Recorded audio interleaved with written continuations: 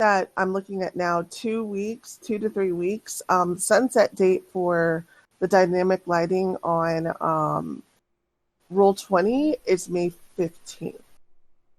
So if we move over in like 2 to 3 weeks, we have enough time. 1, 2, 3. Yeah, they'll put like a week before that. So, okay. Luckily we started early on this, so we have some room. Okay, so, recap from last week. So last week, Phineas and Toren came back from talking to Selene about the new mission, going to investigate what's going on with the barbarian tribe that had stopped showing up for their lucrative trade business in Ardenborn every week.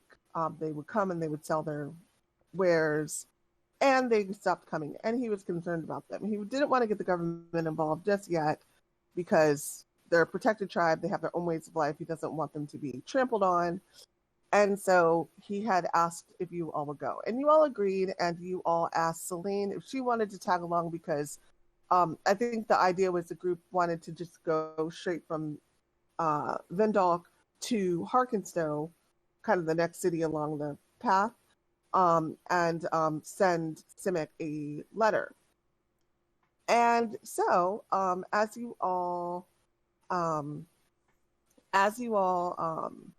came back and told the group, not everybody in the group quite agreed with that. Irene decided that she would try to go back and talk Selene out of coming, and did go back, talk to Selene, and Selene reluctantly was upset, but she reluctantly agreed, okay, fine, maybe this isn't the best idea, to her relieved domestic staff who were against the idea of her going in the first place with strangers. So they were kind of happy, but she agreed that, okay, maybe it's not the best thing to come.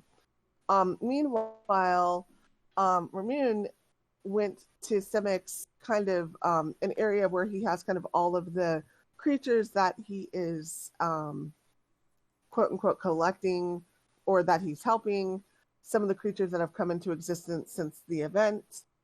And he visited the wolf and also Lily. They were both doing well. He spoke about doing a sort of program to introduce the wolves to a barbarian tribe, not the one that you all are seeing, a different one, to help them hunt and get used to the world. And Lily seemed to have a better grasp of common, and they were looking for more like her out there. They weren't quite sure what she would do yet, because they were looking to see if anything else like her existed. And that was kind of their idea with that. So she could go with her own kind if possible. Okay, so almost through this, after you all got your basic supplies and you got everything together, you set out. A boar attacked the group, and it was a giant boar. So one of the Franken animals, it appears. And a head pops out of the wagon. It is Selene. She has decided to stow away with the group. And she actually seems to have some ability with arrows, so she's not helpless. You do manage to make quick work of the boar. You don't kill it, you keep it alive, and just kind of knock it out and let it wake up later. You decide not to kill it, and you leave the area. Selene apologizes, but she says, well, I'm not completely useless, but I needed to come. You all kind of begrudgingly accepted. At this point, it's too late for her to go back. And you get to the village. You immediately approach two guards at the gate, a man and a woman. The guards lead you to the elder, the matriarch quarters, and you try to talk to the matriarch and ask her about, what's going on. Like, are you guys okay? Why haven't you guys been traveling to Ardenborn? Dr. Simic is really worried.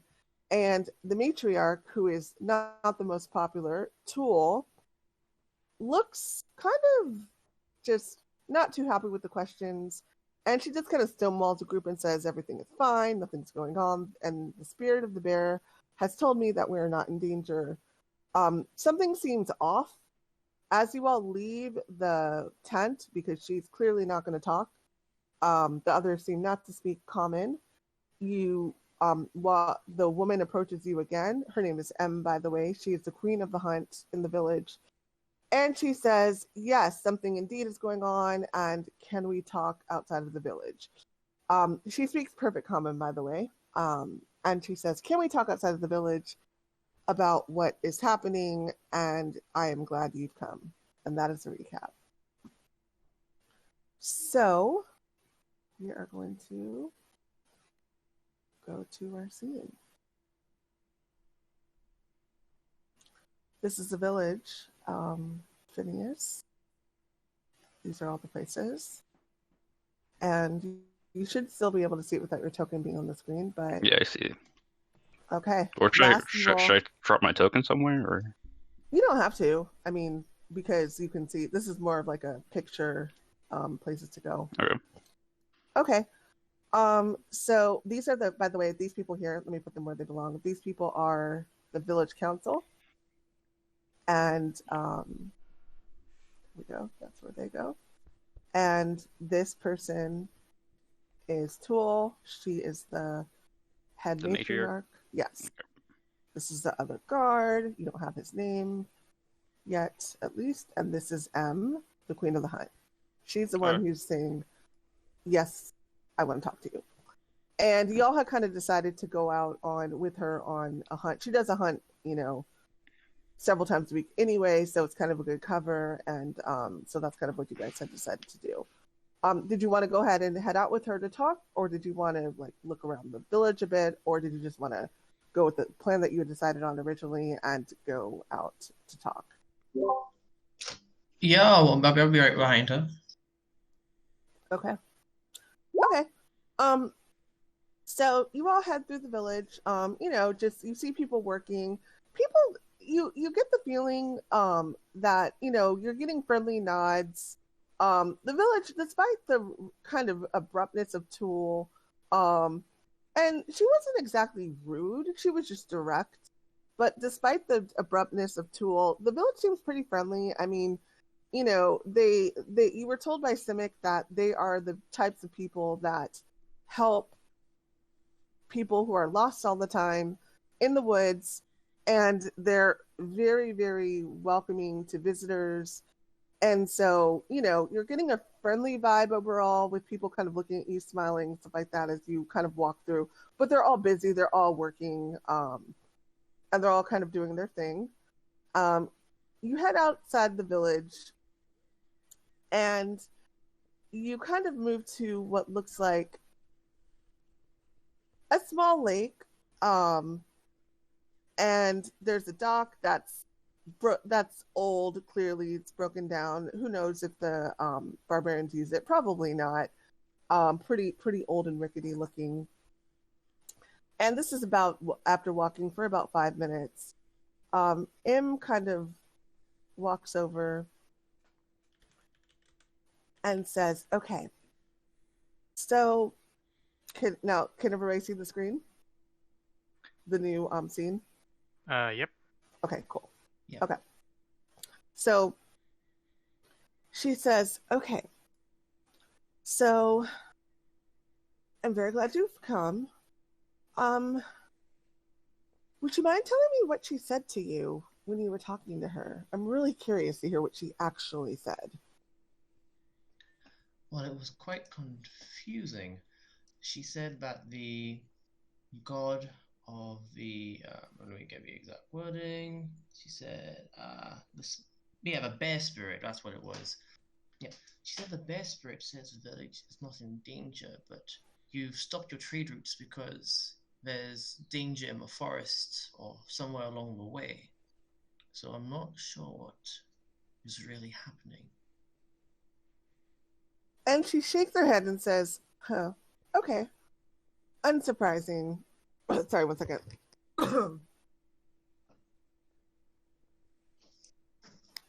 She shakes her head and says, "Okay, unsurprising. Well, The spirit of the bear is probably what she referred to, and that in itself is our path, our way. Everything we do in this village is through the spirit of the bear. We connect with the bear because we're strong and because we are wise. And she says this in a way where she's really kind of proud that the village has this. You notice that she is wearing bear teeth around her, like around her neck, like a bear tooth necklace. And somebody may want to mute yourself. I think I hear some typing. And she says to herself, or she says to you all, I'm a little bit disappointed though that she would invoke our great spirit to tell lies. And you see a flash of anger, and then she says, but she recovers and she says, but the danger that she's referring to is the behavior of the animals since the strike of lightning. She's basically stopped us from going to Ardenborn to trade since the attacks on the animals have escalated. That may sound like it makes sense from an outsider, but it absolutely does not make sense, and I'm going to tell you why. And she kind of puts her arms up and she says, first off, do we look like we couldn't handle ourselves? We go out in groups, in large groups of about 20 warriors that are led by me and Jeff. And she's saying this proudly.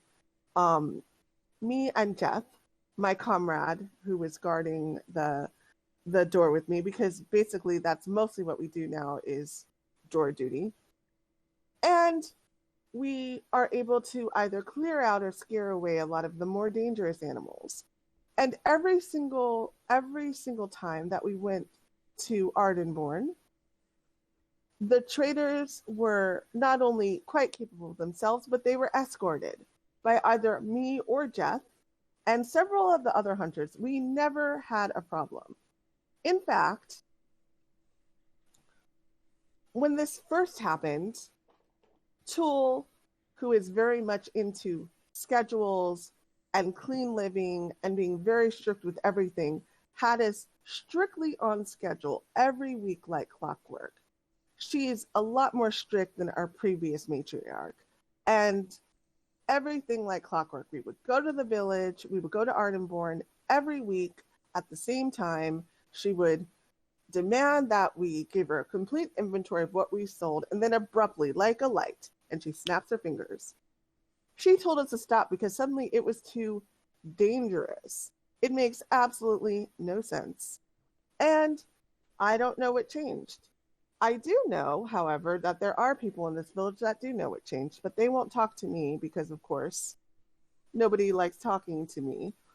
And she kind of looks a little bit resentful. And then she says, but, so ever since this happened, even though we have not been able to sell our beautifully crafted furniture and our crafted figurines that people can't find anywhere else in the world, and she again says this proudly, it's a very lucrative it's a very it's a very lucrative trade. Somehow the village seems to be doing well. I thought that we would have to, let's say, scale back, but we haven't been scaling back. In fact,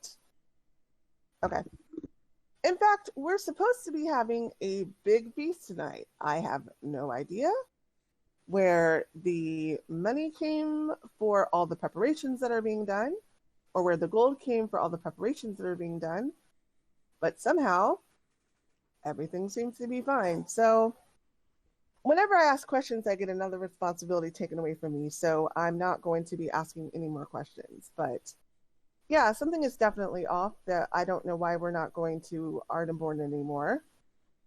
And she just shrugs and says, maybe you can figure it out. People would probably be more willing to talk to you, believe it or not, because Vindalk is a bit like a family. We will gossip about each other to everybody else. She kind of laughs. But if you try to backstab one of us, we will take you out. And she kind of looks at Irene and she says, that's all I have. Unfortunately, I'm just as lost as you are.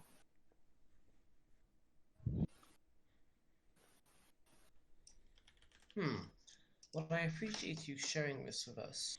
It certainly provides some context to these weird vibes that we've been getting. And she says, oh, go ahead. So basically, life is all good and shit, but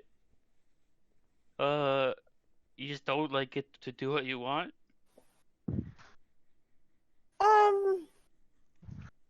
That's an interesting take, but no, I wouldn't say that.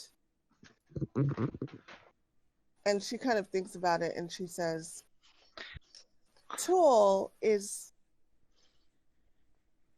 not a good leader, and most of the village agrees. Now, most of the village agrees. Is that like coming from you, or like coming from the actual village? And if you remember, go ahead. And she shrugged and she says, "Why don't you ask them?" And then she says, "Trading was something that we loved to do, and to stop it abruptly for a reason that doesn't make sense." She kind of looks at you and says, "I would say that that's a little bit interesting, to say the least."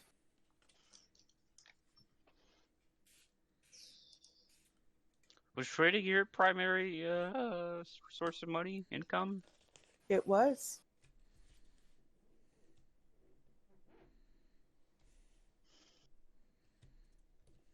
Well, yes, it's definitely worth at least asking some questions about, so when we return to Simic, we can give him a more comprehensive report. Did she explain why people don't want to talk to her? She hasn't, no. So Cypress will ask, why doesn't anybody like you? Why doesn't anybody like me? Yeah, you said people aren't willing to talk to you, so. Because I think they know more, and I think that they don't like the fact that I'm asking questions. But they like me. You say so. And she says, well, if they want their dinner. Yeah, All right, I mean, yeah, well... it's kind of a good idea to piss off their huntsmaster, because even if because if they do, she can just come back with nothing, say, oh yeah, I had a bad hunt, or bring back shit food and say, oh, this was all I could find. Well, she's like surprised about a feast, so like, isn't that her job to get the food for the feast? Is she surprised about it? I'm surprised with the extravagance of the feast. That includes fireworks, which are expensive, which will include performances and flowers and other external things, which I don't know how we can afford. Seeming that we haven't sold anything in the past month. And I asked about that, and I got a responsibility taken away from me.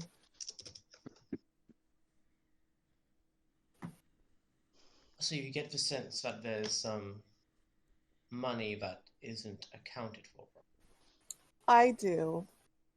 And when we were trading, we were strictly told, which I honestly didn't mind so much, but Tool was very strict in getting a full accounting of exactly what was sold, exactly how much it was sold for. We had to keep very strict records.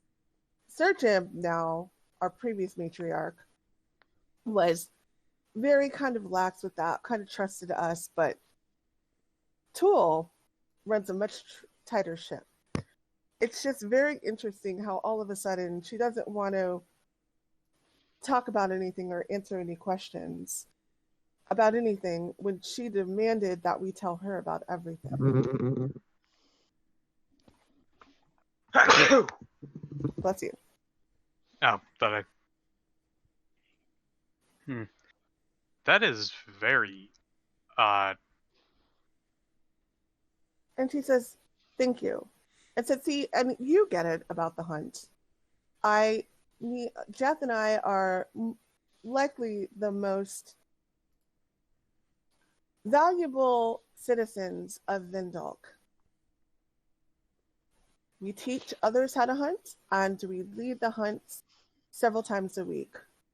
We have to feed the entire village of approximately 100 people with what we find.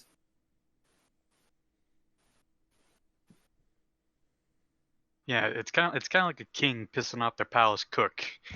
You'd never fuck with the person who brings in the food.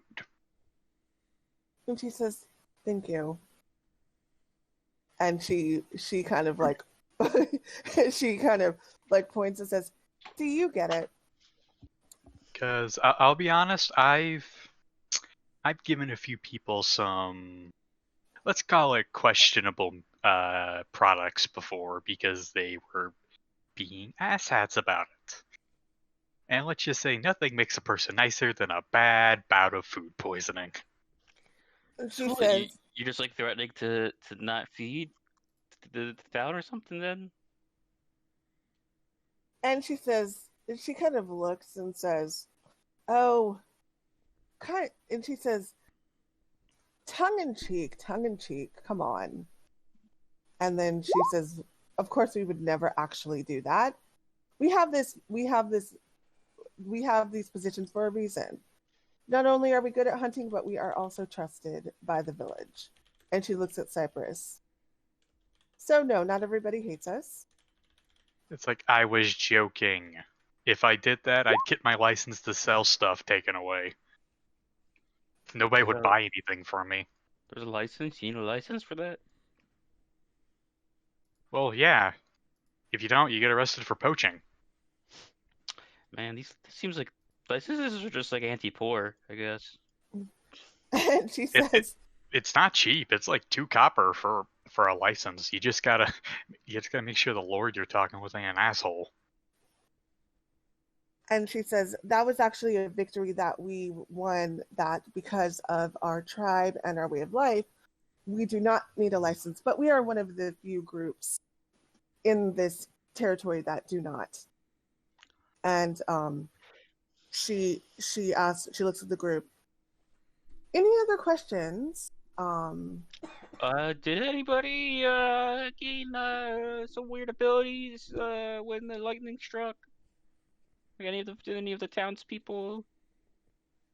And she says, no, not that, unless they're hiding it pretty well. I mean, if they did have abilities, it would be really hard to hide it in a town of approximately 100 people where everybody knows each other. But I think Saffron has been talking about, I don't much listen to her, but Saffron, our village shaman, has been talking about seeing some strange things.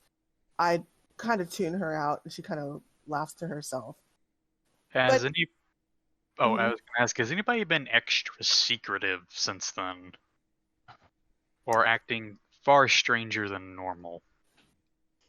And she says, other than this issue with the trade and Tool, not really. And she says, no.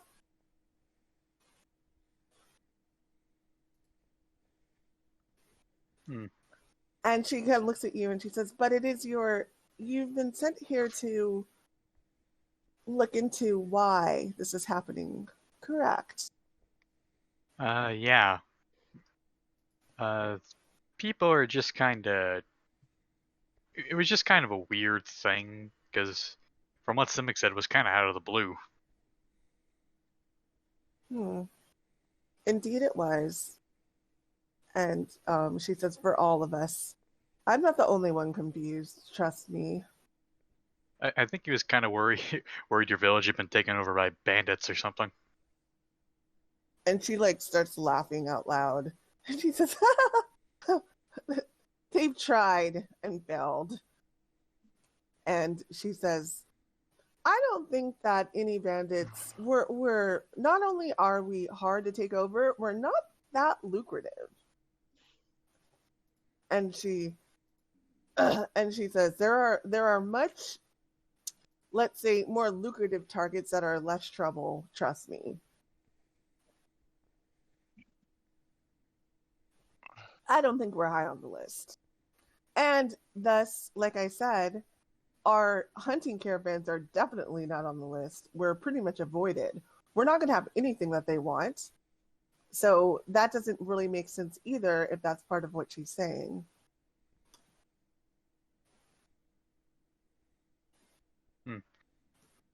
Well, that's something to think on later. Let's at least have a little bit of fun on this trip. And she says, yes. And she says, okay, so how many of you all know how to hunt? Selene raises her hand immediately. I'm quite do. the expert. Really? Okay. Yeah. And you? The dwarf? Yeah. And the Goliath, I would think? He has quite a few tricks up his sleeve. A couple.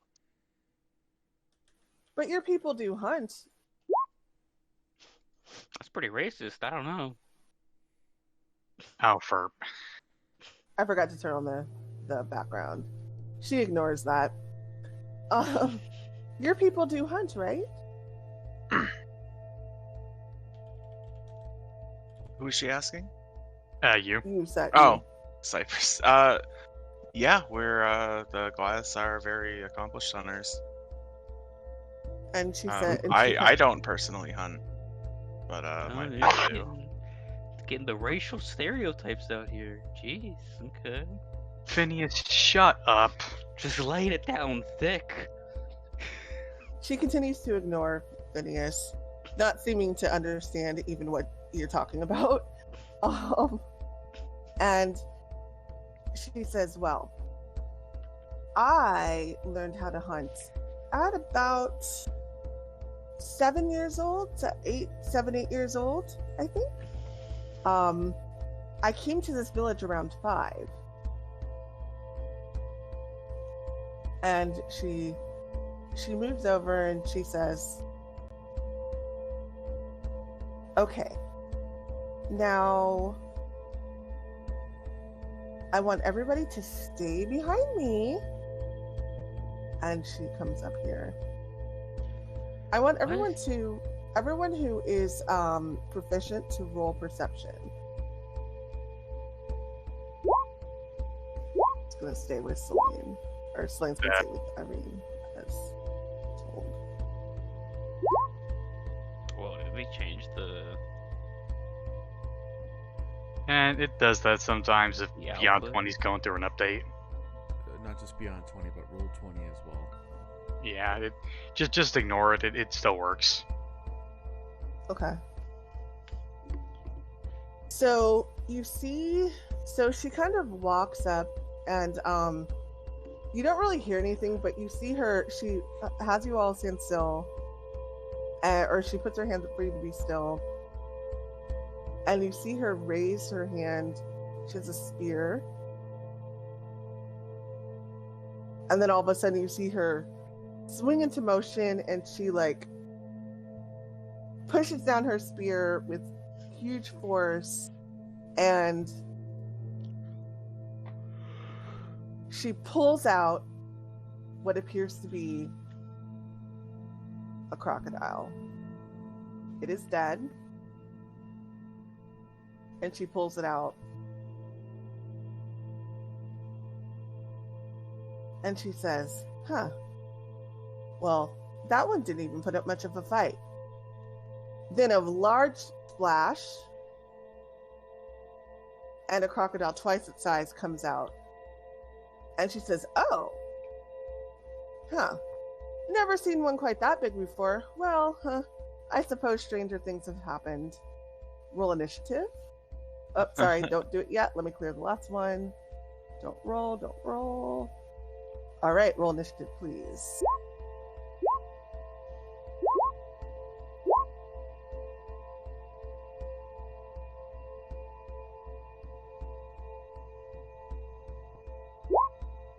Selena's going to stay by Irene. Okay, is everybody in? Yes. Okay. Okay, let's see if I remember how to play this. How do you guys play class. D&D again? Huh? How does that work? How do you play D&D? Right, exactly. This class I don't play often. So Emma's part of the oh, I gotta roll for the Ranger? too. Because they That would suck? make sense. Hey, No, she's the Rangers barbarian. Don't suck. Don't say that. She's a barbarian. I did They're- not roll for the They're class. one of the not better classes. They're not really are. Rangers suck. But the reworked Ranger isn't quite as You're- bad, but yeah, I agree. I don't love Rangers. I think It's like the niche that the Ranger fills is just underemphasized in D&D 5e. Yeah, I would But- agree but- with They kind that. of like- get shafted. if I want to make a good archer character, I go rogue and then multi-class into fighter. See, No, that's- what I do is go revised Ranger, and do like the Gloomstalker thing, and then go Assassin Rogue.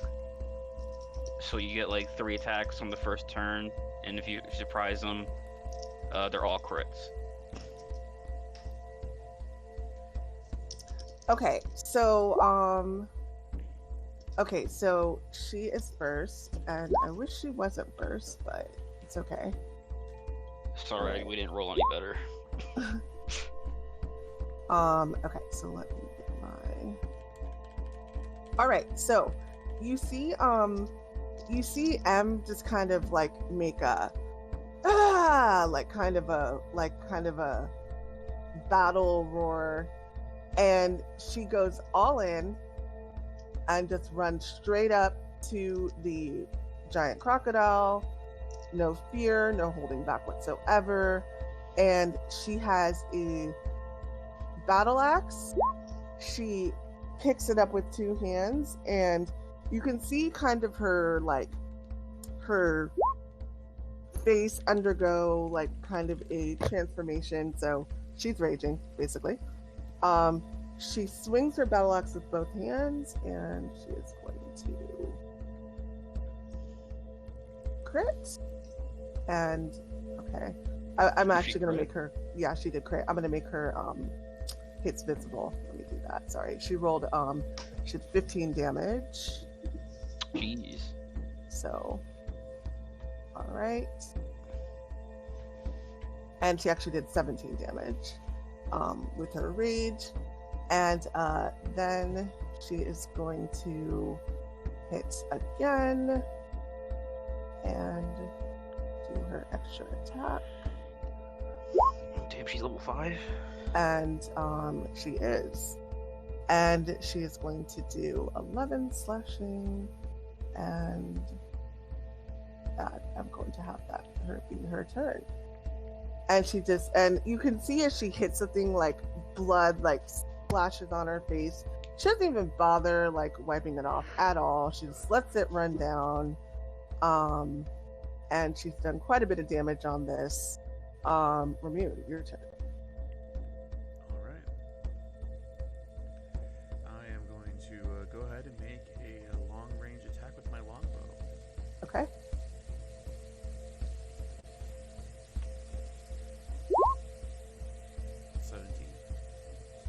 Okay. Believe that hits. Give me 1 second. Yes, that hits. Perfect.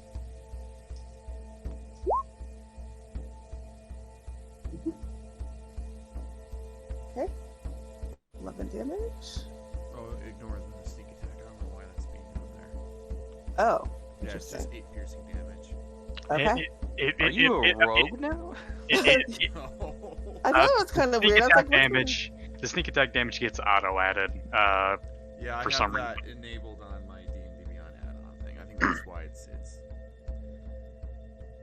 That's weird. yeah. That's very weird. Okay, anything And, else? Yeah, and since that was a hit, I'm gonna exhaust one of my psionic dice. Okay. Psychic. And that gives him damage, right? Correct. That deals an additional 1d6 plus 2 damage. So Okay, fuck, 1d6 plus three 2. three additional Got it. damage because I rolled low. Okay. Minimum. Cool. All right, anything else? That's it. All right, Phineas. Whoa. Take a few steps back. And then,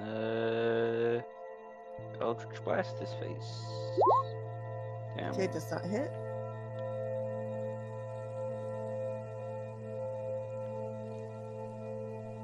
That's it. Okay. Crocodile. Gonna try to bite at M. Because it is angry at being smashed in the face with a giant axe. And that's not what I wanted to do. Bite. And it's going to miss horribly. And it tries, you could tell it try to like bite and like grab her, and she just easily like, you know, kind of like weaved out of the way. Now, one thing I will say about M that I don't think I said earlier is that she's part of this tribe, but she's not quite as stocky as some of the others. She is muscular, but she's noticeably a little bit smaller. She looks more like a person who's like maybe like a bodybuilder, but she doesn't appear to have the same build as the other people that you saw. Okay, it's gonna now hit with its tail, and that hits. It swings over and it hits her with its tail, and she is going to do a strength save. See if she stays on her feet. And she falls. So she falls back. Oh, if she's ranging, does she have strength advantage, strength-related things? Oh, right. Thank you so much. See, I don't play barbarians that often. Does that have advantage? Yeah, if you're Okay, raging, cool. strength saves for sure. Oh, okay, cool. Thank you guys. Okay, cool. So yeah, so she does maintain her footing then, and she just looks back at it and growls at it, and that is its turn. Cypress. All right, Cypress will cast Speak with Animals and attempt to talk. No, I'm kidding. He's gonna do Produce Flame. Right. And event to talk to it. Okay, yep, hits. Oh my god! All right, yeah, that's my turn. Okay, we are on Selene, who is going to. She knocks an arrow and aims at the croc. And she is going to shoot at it.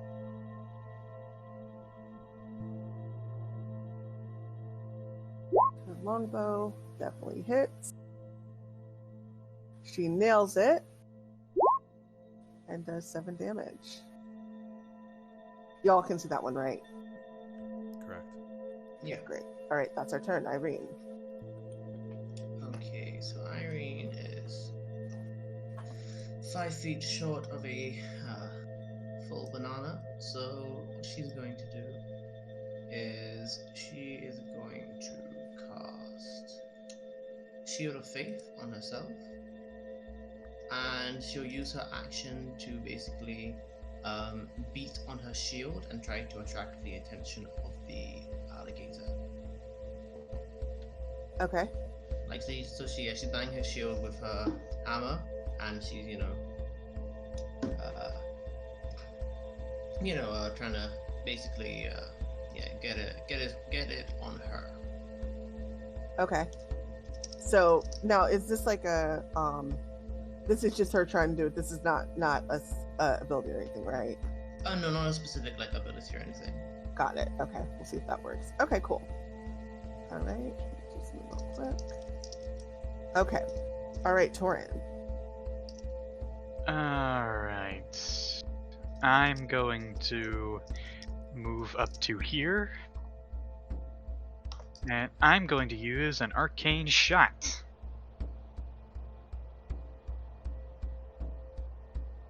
I use a charge of arcane shot, and first things first, let's see if I hit. Yep, hits. Okay, so in addition to that 4 damage, I will hit it with a enfeebling arrow. So he takes, for 4 necrotic damage. Okay. And it must make a DC 11 Constitution saving throw. Okay. Con save. Yep, passes. Alright, so he still does full damage. Okay. If he failed, he would have done half damage. Oh, nice. Oh, that's powerful. Cool. Okay, I'm going to action surge. I did not mean to skip past you. Sorry, that was accident. Go ahead. I'm going to action surge, then since I'm still using my longbow, fire Alpha. Does not hit, unfortunately. Sails past into the water. And I end my turn. Okay. All right. M, again, still in this kind of like frenzied state that you guys actually have not seen before. She is going to hit at it. And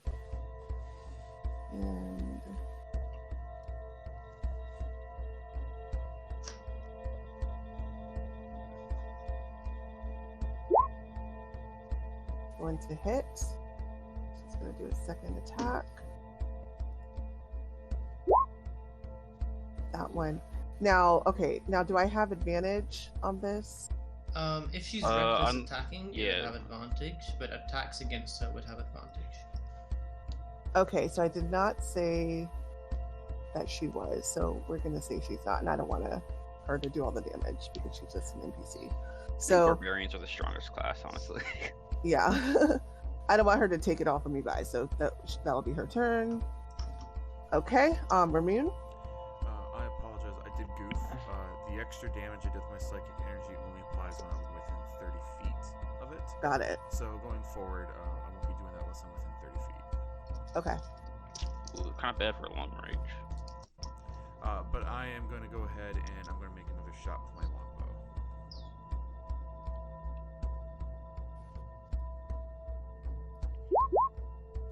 Okay, does not hit. Alright.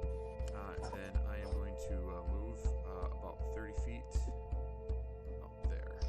And I will end my turn. Okay. Phineas. How's this guy looking? Bad. Okay. I don't need to waste Yeah, spells pretty on bad. him. Yeah, it's still like, it's not on the edge of death, but it's, it's taken some punishment, definitely. Damn, rolling bad today. Yeah, don't just sails by. Might be the beautiful nature that has you been a little bit distracted today. The nice pond. A butterfly Phineas flies has a by. crush on him. Yeah. A butterfly flies by, and I'm like, ooh. Okay. That was your turn, right? Yeah. All right, I'm gonna have it roll to see if it's attracted to what you just did. Should I like intimidate or do anything? Or... No, it's just gonna no, I'm just gonna have it see if it's not very intelligent. Probably wisdom. Yeah, like the perception. Okay. Yeah, okay. Yeah, so it does seem to notice you. And it does bite at you. And It crits and does 1,000,000 bajillion damage. oh no. It's gonna bite first. Okay, and ooh. A crit? Okay, so Oh shit. I told him to throw a javelin. what is your AC? 20 right now. Okay. Oh, did you So- Shield of Faith? Yeah. That's awesome. The crocodile is angry and it lashes out and it chomps down on Irene, doing 32 piercing damage. You Sick. down? That's a lot of damage. And you are also restrained. Yeah, they do that. Are you down? Yeah, I have 31 health. Yeah, you're in its I- mouth. Can't the restrain good a news- dead person or unconscious person, I think, technically. Is this an actual giant crocodile? Yeah. Yeah. Nice. That's good news- nice. Is though that it can't bite anybody else right now because it has And work Irene here is done. in its mouth. So, that just happened. Okay. All right. So that's gonna be actually it's gonna try to do a tail attack at M. And, DM. Uh-huh. Could I use my reaction to reduce some of that damage? yes. Awesome. Irene, you are Oh. just within 30 feet of me. I spend one of my sonic dice, and the air begins to vibrate around you. As your shield of faith cracks, as the teeth start coming down, I am going to reduce that amount of damage. Not by a whole lot, but it may be just enough. It needs to be 2 or higher. There we go. So there's +2 to that, so you reduce it by 6. Sick. Thank you very kindly. And you are, by the way, you are restrained. Restrained. Yeah. Yes. You have to do DC 16 escape at the end of your next turn. But you're not unconscious. Right. Correct. And it can't bite anybody at the moment. Okay, so it's gonna do a tail attack at M, and is going to miss that attack. That's a lot of blood. All right, that's its turn. Cypress. It is a lot of blood. Yeah, Irene's in a tough spot.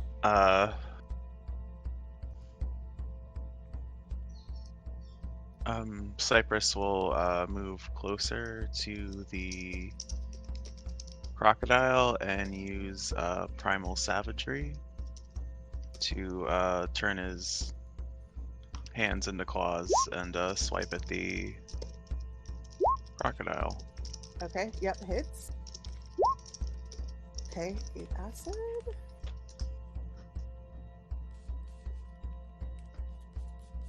Okay. Anything else? No, that's it for me. Okay. All right, Selene, who immediately was like, Irene, as soon as that happened, and has like tears coming down her face, shoots an arrow, and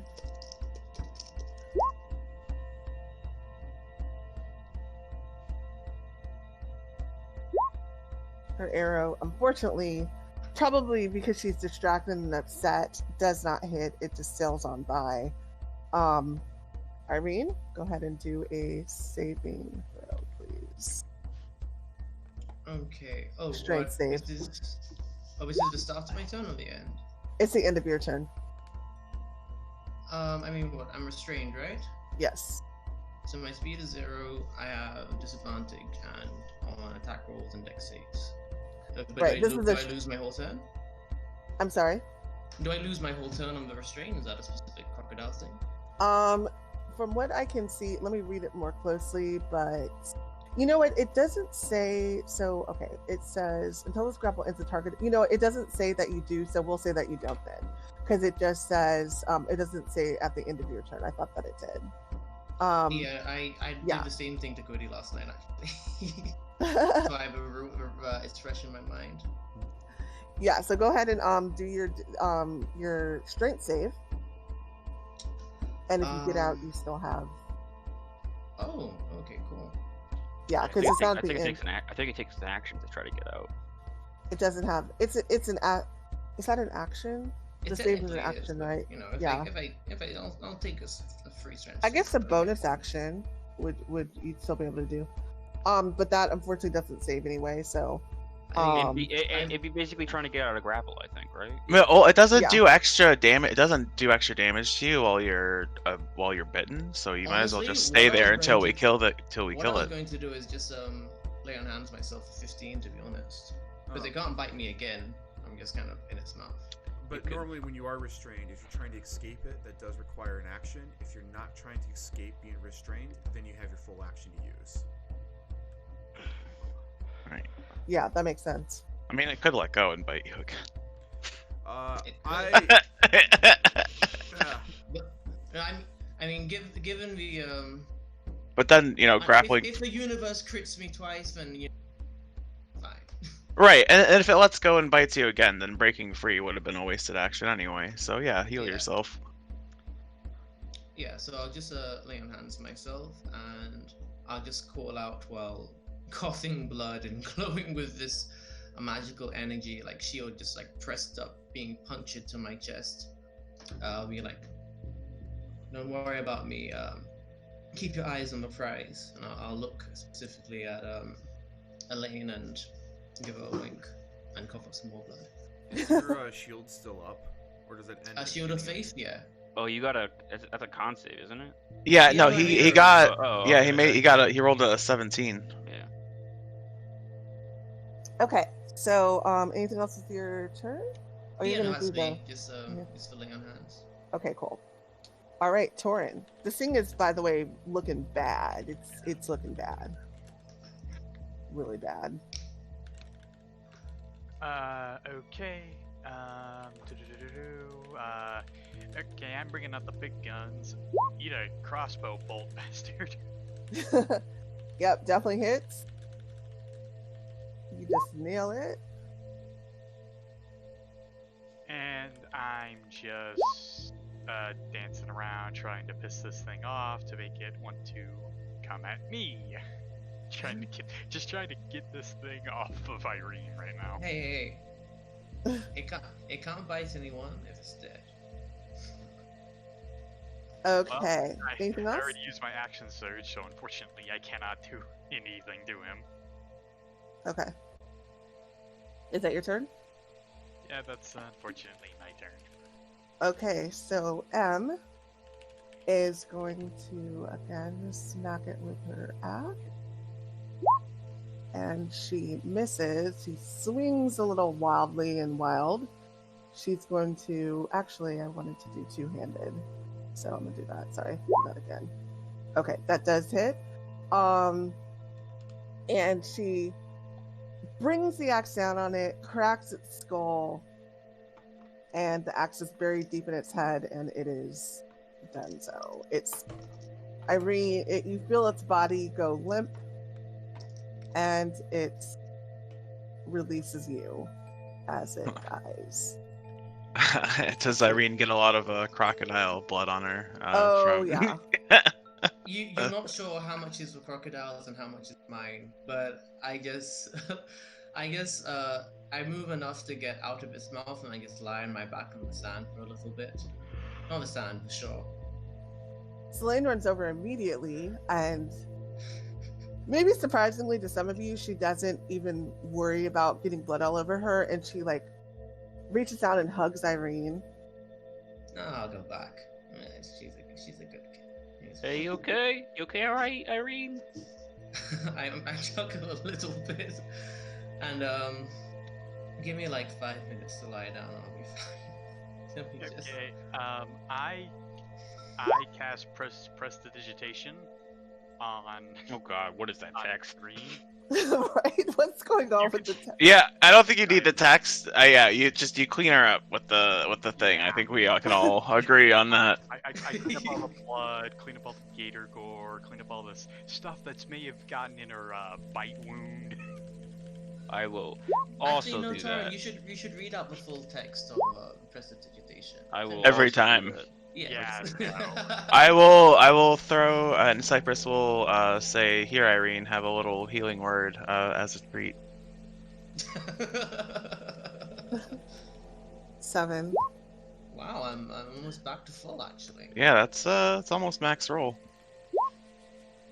And Em looks impressed, and she's like, "You all have a lot of prowess." And she kind of shakes her head, like very impressed.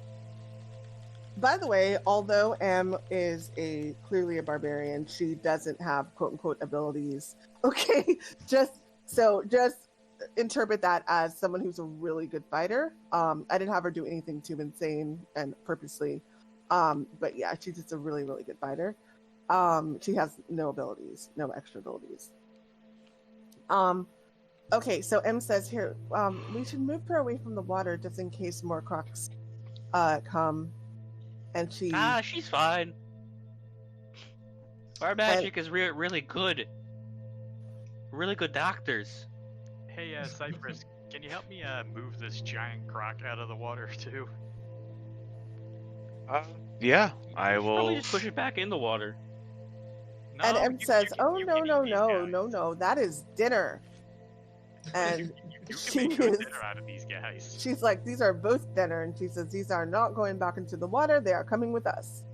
Oh man, the list of animals, crocodiles aren't on it. Damn.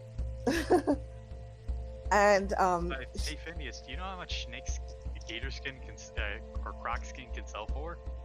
No idea. I can tell you how much rat skin sells for. It's like nobles go crazy over this shit.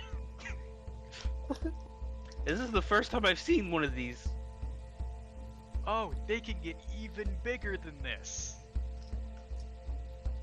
It's And- amazing. M kind of looks at you and is like, "No, not really."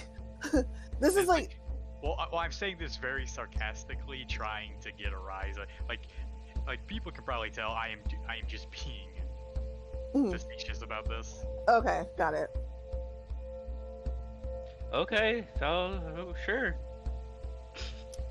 So so Emma's really, really impressed with you guys. She seems like she thought that you guys were probably not good fighters just because of the stay behind me comment and all of that. And other than Cypress and Toren, she didn't think that you guys were the fighting type. I don't know. Maybe that's also racist. But so she suggests, she asks if you all want to continue to go with her or on more of the hunt, or if you'd like to go back to the village. Toren's pumped we should up, so he probably wants to just go keep back. going. We should probably Okay, just cool. go back to the village, honestly. Okay, so some people can go back to the village, some can go to the go continue on with her. So Toren's gonna continue. Anybody else? Selene wants to go. Wait, so he wants to hunt or go to the village? On the hunt. Like, Irene, you can head back if you want. I'll keep an eye on Celine. Oh, you guys are gonna have a little date. That's cute. Don't Princess count me get out, you jealous. know. I put myself there because I knew if any of these kids, I look at Celine and Phineas, ate a bite like that, they'd be swallowed whole. Don't count me out yet, Toren. That would have been fine. That would have been cool, I think. Slayton's eyes go Phineas. wide. Phineas, you'd have been lunch. Remember I don't know. the giant snake incident? Yeah, you almost got eaten. Yeah, and I'm a lot tougher than you. Ah, that's debatable. And Selene says, well, I'm fast, so I don't know if he could have gotten me, but... Yeah, well, you need to stay behind us regardless, because... Yeah, for very obvious reasons. Yeah, I don't get my chain shirt if you die. So You're the greediest son of a bitch ever. You know that, right, Phineas? how's that greedy? That was the deal. And she says, no, it's the deal. You're right. And she says, he's right. It is the deal. And, Just don't let him try to demand anything extra. This guy's an extortionist through and through. No, I don't extort anybody. I'm a haggler though. I haggle pretty well. she kind of looks confused, doesn't seem to know what haggling means, but just shrugs. So who is going to be going back to the village and who is going to be going on the hunt? Selene wants to go on the hunt. Toren, anybody else want to go on the hunt? I suppose Cypress will go. Okay, Cypress. Anybody else? Ramune will go out of concern. Yeah, I mean, if one person's go, we gotta narrate it, so might as well. Okay, so you said Ramune is going on the hunt? Yes, he doesn't want people to start offering themselves in stupid situations, especially after that giant crocodile. So then is everybody going? Irene, you're the one. I think you're the only one who hasn't. Yeah, I'll be heading, along the way. Okay. All right. So M drags along the giant crocodile and asks for help with the little crocodile. I'll grab that guy. And okay, so you all kind of walk. You all go a little bit deeper into the woods, away from the water. And Selene is kind of trying to make conversation, but M quiets her because you're hunting. Looking around, and as you're going, you come across a couple of deer. You grab actually, let's why doesn't everybody roll who's proficient in it, roll either nature or survival to see what you get. Come on.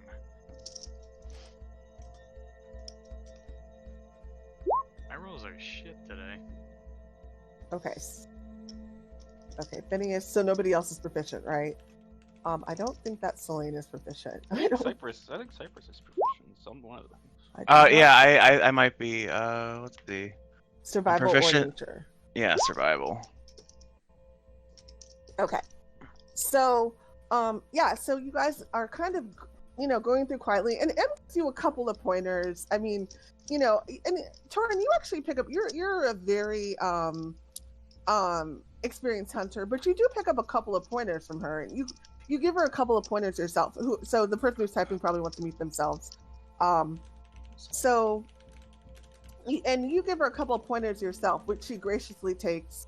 No ego there. She seems to be, despite the kind of like bravado at the beginning, she seems to listen, to what you're saying. And so as you go, so you manage to Toren, you manage to get yourself a couple of pheasants, just kind of smaller game, and M is respectable. M is impressed, and she thinks that especially the second one that almost got away, but you managed to get a pheasant. And but Phineas, you see a buck, and it's a rather large buck. Everyone is quiet, and you just manage. Do you have a crossbow? I have an Eldritch Blast. Okay. You just managed to nail this buck with the energy force coming out of your hands right in the chest. And I mean, the shot is difficult. It's through trees, it's kind of far away, but you laser focus, you nail it, and you get it. And Emma's like, a little bit different than I would do it. Like, I would use an arrow, but amazing.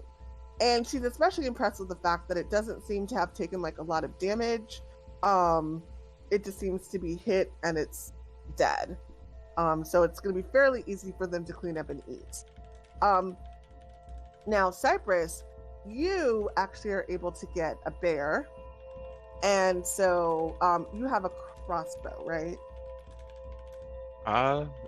No. I just have I just have my stick. I have a quarter set. Okay. All Well, right. how about you make him turn into a bear and fight the other bear to the death? Yes. Okay, that's great. I like that. Actually, why don't you talk about that? I want to hear Yeah, what you that's. say. I guess the only way that would play out is if we found like a sort of like aggressive bear, because I don't think Cypress would just attack one that was minding.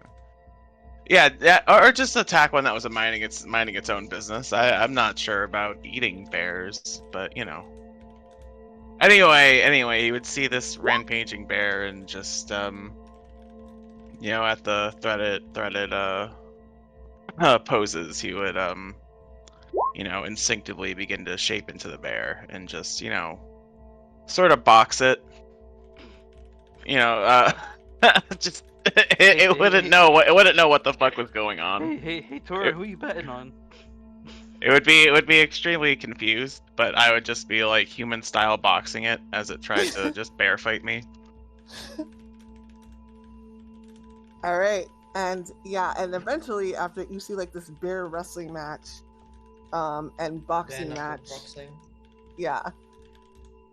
Ayo. And Cypress gets the upper hand, and Emma is very impressed, and she explains to you all how they live through the spirit of the bear, and they literally use every part of the bear, and they use the hide, they eat the meat, they use the teeth, they use the eyes for medicine. The shaman does. Every single part of the bear is used by What's the nuts used for? the tribe. And she doesn't even seem like weirded out by that question. She's like, I think that's used for. I think that saffron, our shaman uses that for.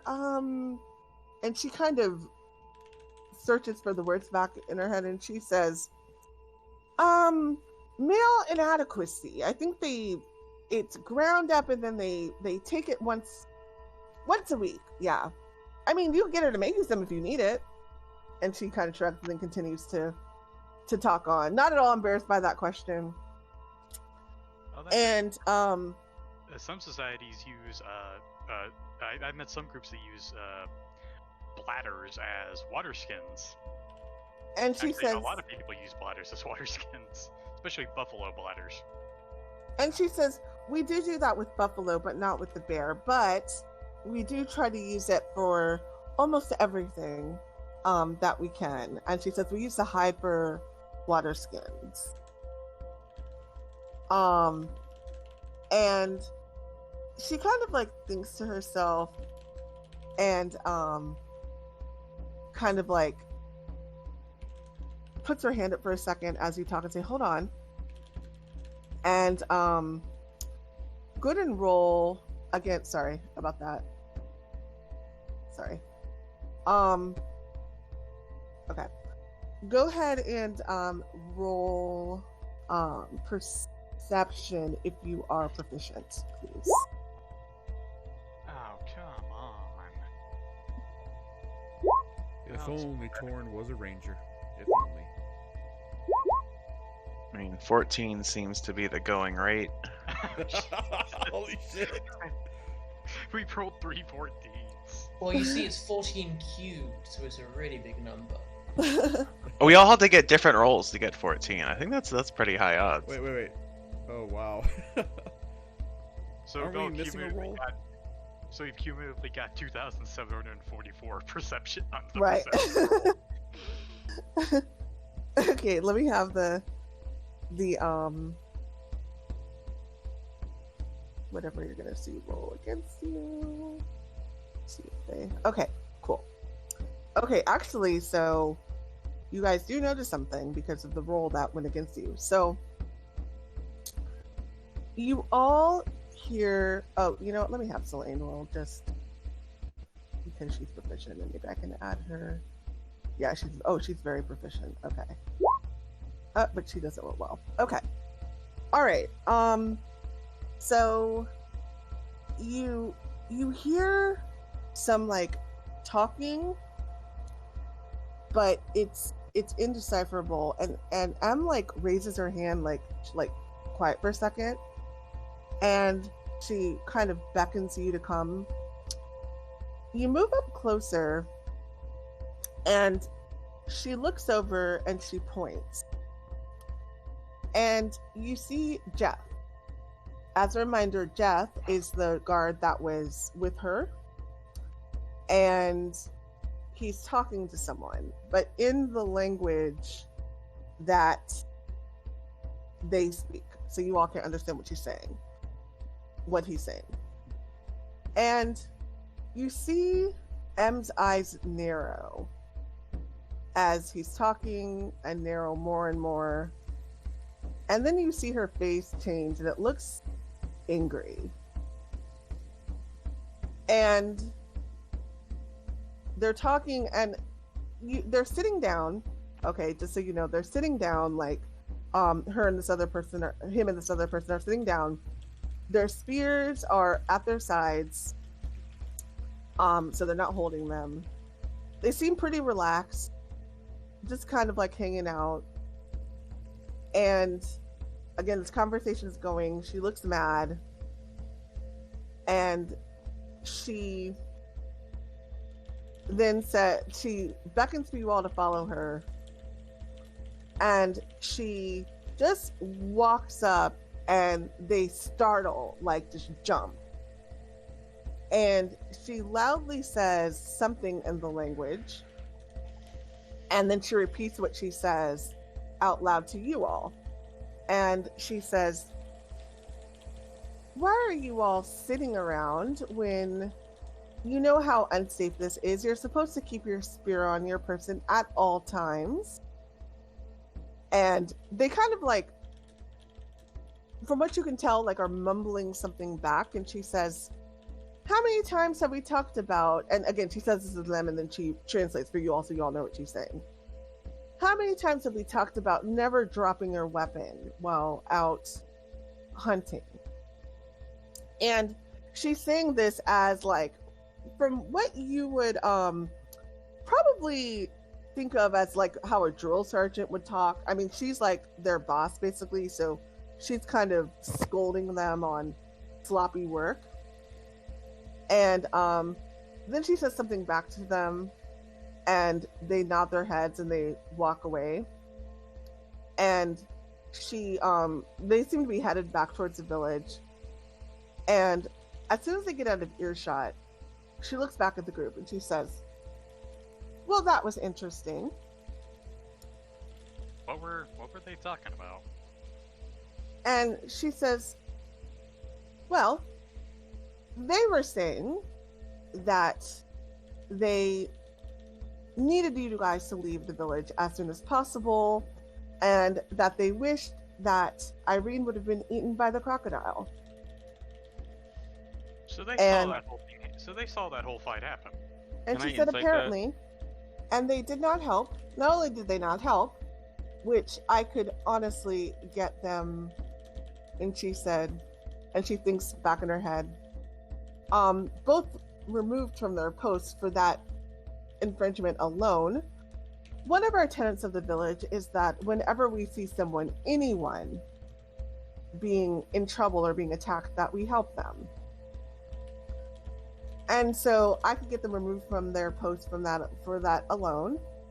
But yes, they were watching us, and they making that comment was not okay. Can I insight if she's like lying or not? Yeah, go ahead and insight. Okay, I will have her go against you. Okay.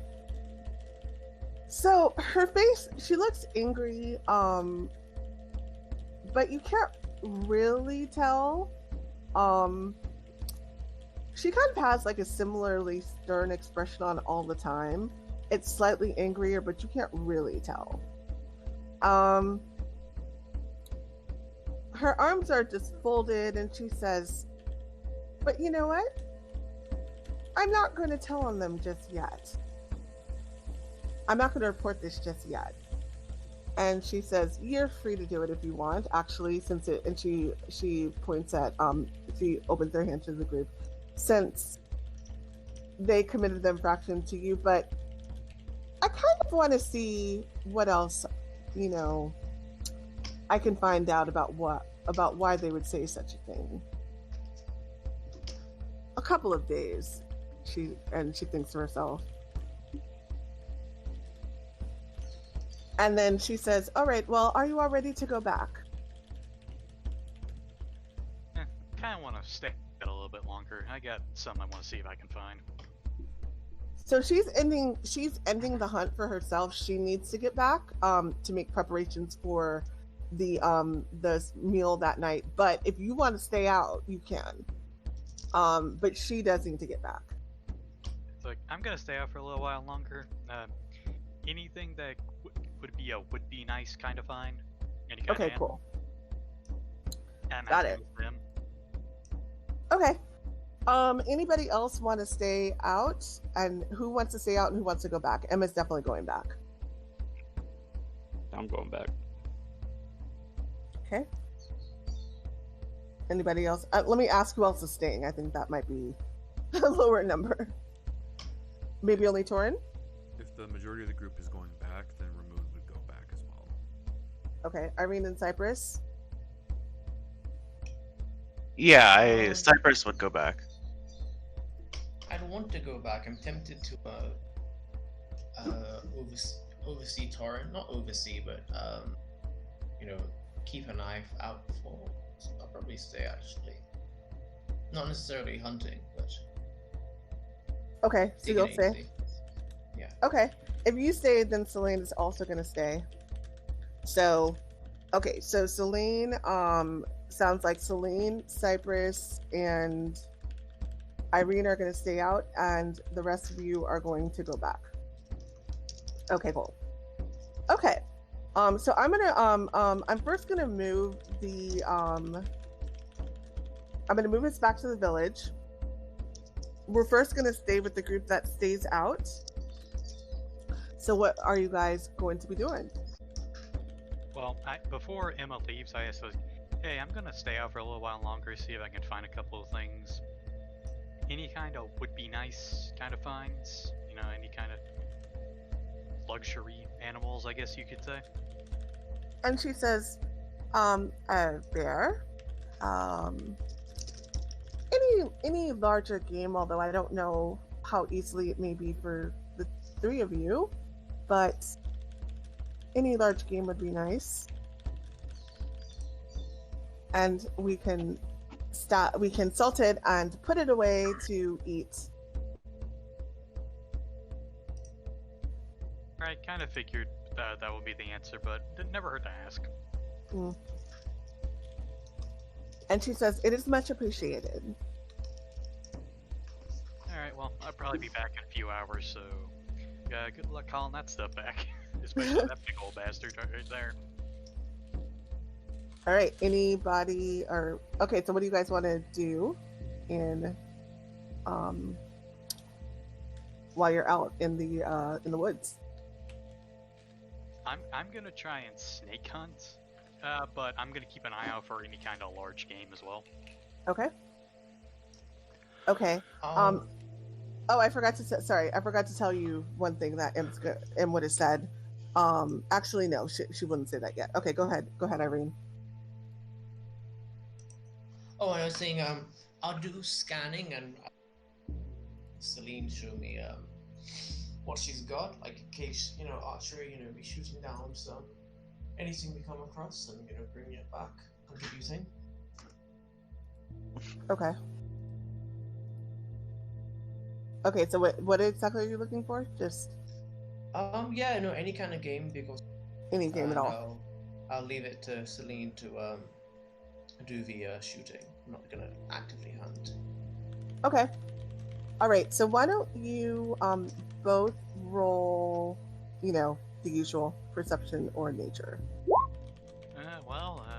It's kind of 6 in one, half dozen of the other. Oh, motherfucker. Okay. Okay.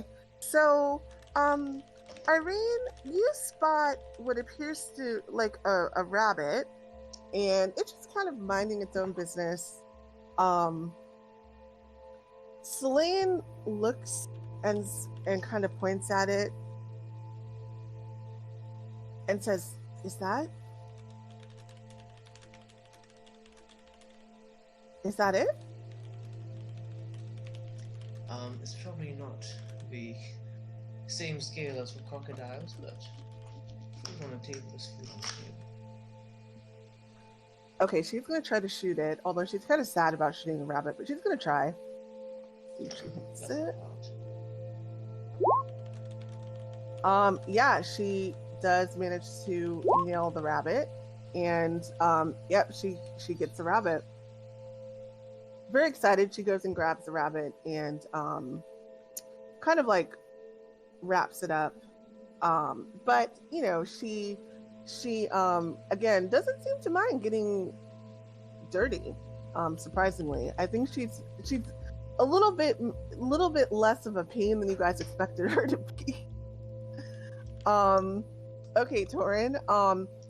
You look around. You stalk. You even like at one point climb in a tree and wait, but your luck seems to have run out, and you do not, unfortunately, see anything.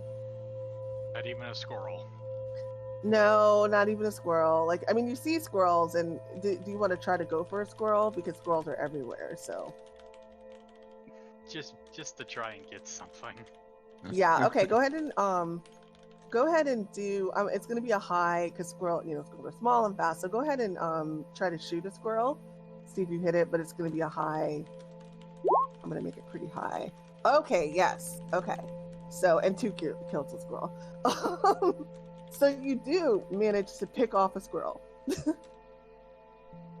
You do manage to pick off a squirrel, so you do get something. Okay, anything else you guys want to do?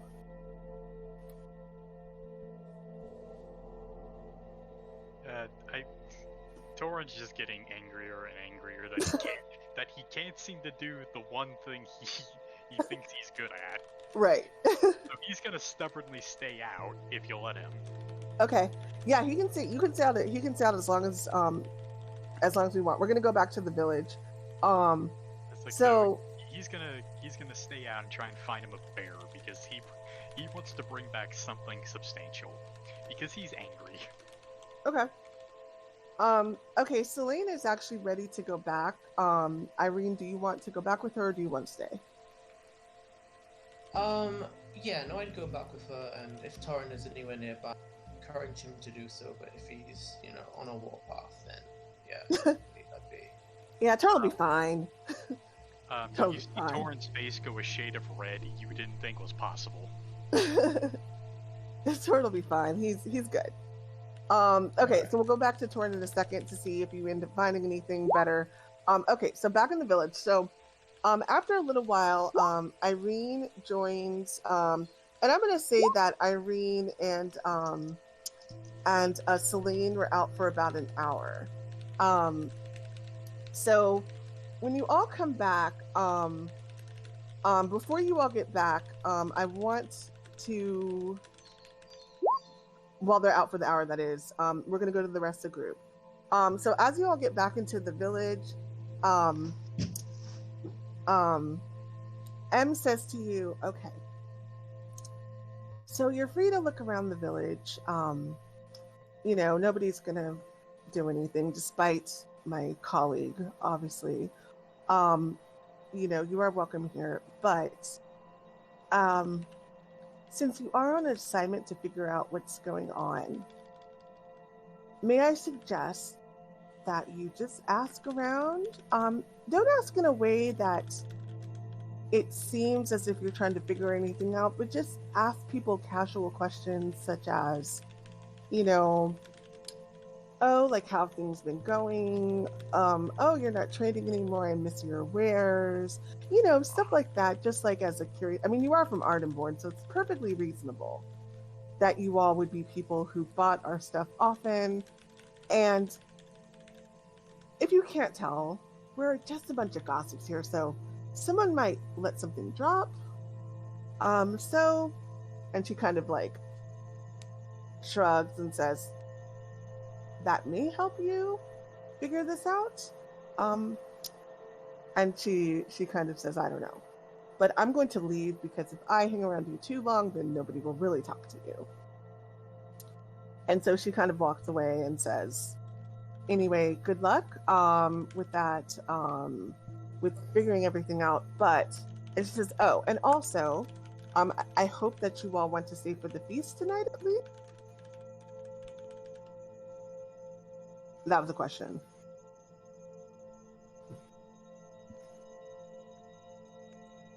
Sure. Food does sound good. And she says, and actually tonight is our ceremony of the moon. And so I'm sure that we will have quite a nice place for all of you. And she kind of does like a bit of a bow, and then she walks away. Okay, so here's the deal. All of the places that you see, the tannery, the lumberyard, napping, woodworking, storage, weaving, and tannery, the well, and the communal fire. You can go to any of these places. However, I'm going to, there's one other place that is not named. It is seeing the shaman, okay? So let me actually put this so you don't forget. Okay, you can do whatever you want at any of these places. You can ask about, you know, like as she suggested, you can go there to buy something, but I'm only going to allow 3, okay? So, shaman. Now, after the first one, okay. I wasn't here for when we met the matriarch. What was her deal? Like, was she was like a strict person? So the matriarch, when they first got to town, they asked the matriarch about, you know, if they needed help, because the original concern from Dr. Simic was that nobody had come to Ardenborn in like several weeks to sell their wares. And the matriarch basically stonewalled you very, very strongly. She said everything was fine.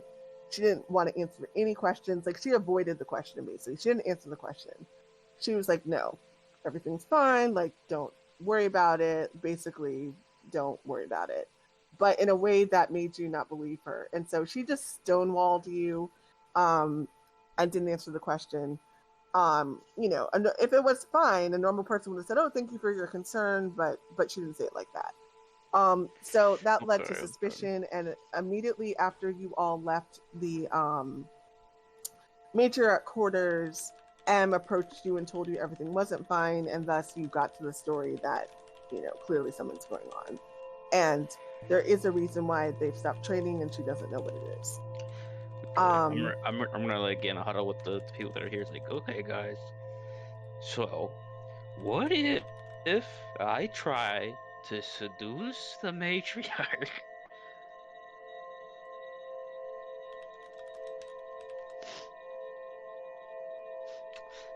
You get right on that, buddy. I know what I wish you all the luck with that. I almost want to cast Enhance Ability on Phineas. I mean, it'll work. Do it. Okay. So I'm not doing that. Gonna happen? But What does enhance No. ability do? Oh, come on! No, I'm not. Come on! Cypress refuses to be morally complicit in what that plan is. I mean, you can give him enhance ability. You know, just make him give him advantage on strength checks because he's probably gonna need it if he wins that persuasion check. Oh Exactly. yeah. Oh my god. Yeah, that's that'd be a much better use. Say goodbye to your pelvis if you win that. Okay, so... Okay, here's the plan. I wanna go to the matriarch's quarters. And I wanna talk to her. I wanna lay it down thick and schmooze. Like I wanna be like, yo, you look like real strong. Like you're like how does a lady of your strength become if you're like how does a lady like you become in a position of power like this? Like I'm really impressed. Okay. So so this is happening. All right. So we're gonna do that one first. I love that. Oh, good merciful Lord, he's seducing Is them. anybody stopping him? It looks like this is happening. Okay. Irene is not there. Yeah, Irene's not there. Irene can't stop it. Okay. So this is what we'll do first. Now, just quickly to recap. You don't have to say it all now, by the way. Just think about it. But like I said, so the matriarch will be one place that you're gonna go. Okay. 2 other places that you get to pick out of everything listed on here to talk to people, to even shop, but potentially to find information about what's going on. Okay. All right. So we're going to go to the matriarch quarters. Okay. So I'm assuming Phineas, you're going to go in by yourself, right? Yeah. Okay. So you walk in and you see Tool, and she is Before I go in, I'm gonna what is the typical look of the people around here? Like, are they clean or like tough and rugged? They're tough and rugged, but they're not dirty, right? Okay. Like they don't have dirt on them, but they have you can see there she has a little bit of a scar. Okay, so and- I'm basically gonna prestidigitation my clothes to be clean, but I'm gonna keep my hands dirty, almost like they're working hands. Got it. Okay. Cool. Like what real women want to see. Maybe she likes that. We'll see. Okay. All right. So so you go in. You ready to go in? Yeah. Okay. So you go in and you see Tool, and she's kind of everybody's always working in this village. You have it's very clear that it's all hands on deck at all times for them to be able to survive out in this, deep in the woods like this. And you see her, and she's kind of looks like she's cleaning some type of small animal, just kind of cleaning it out. Doesn't notice you yet. Her back is to you, and she's cleaning it with a dagger. Oh, she's cleaning what? Like an animal, a small animal. Oh, you need help with that?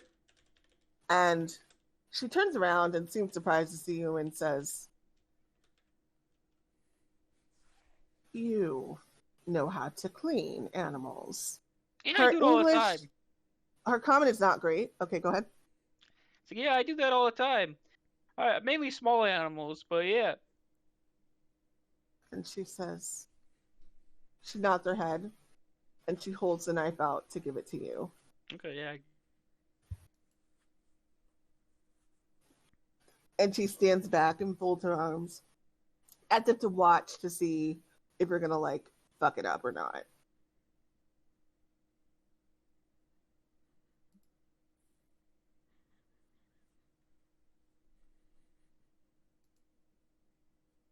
You there?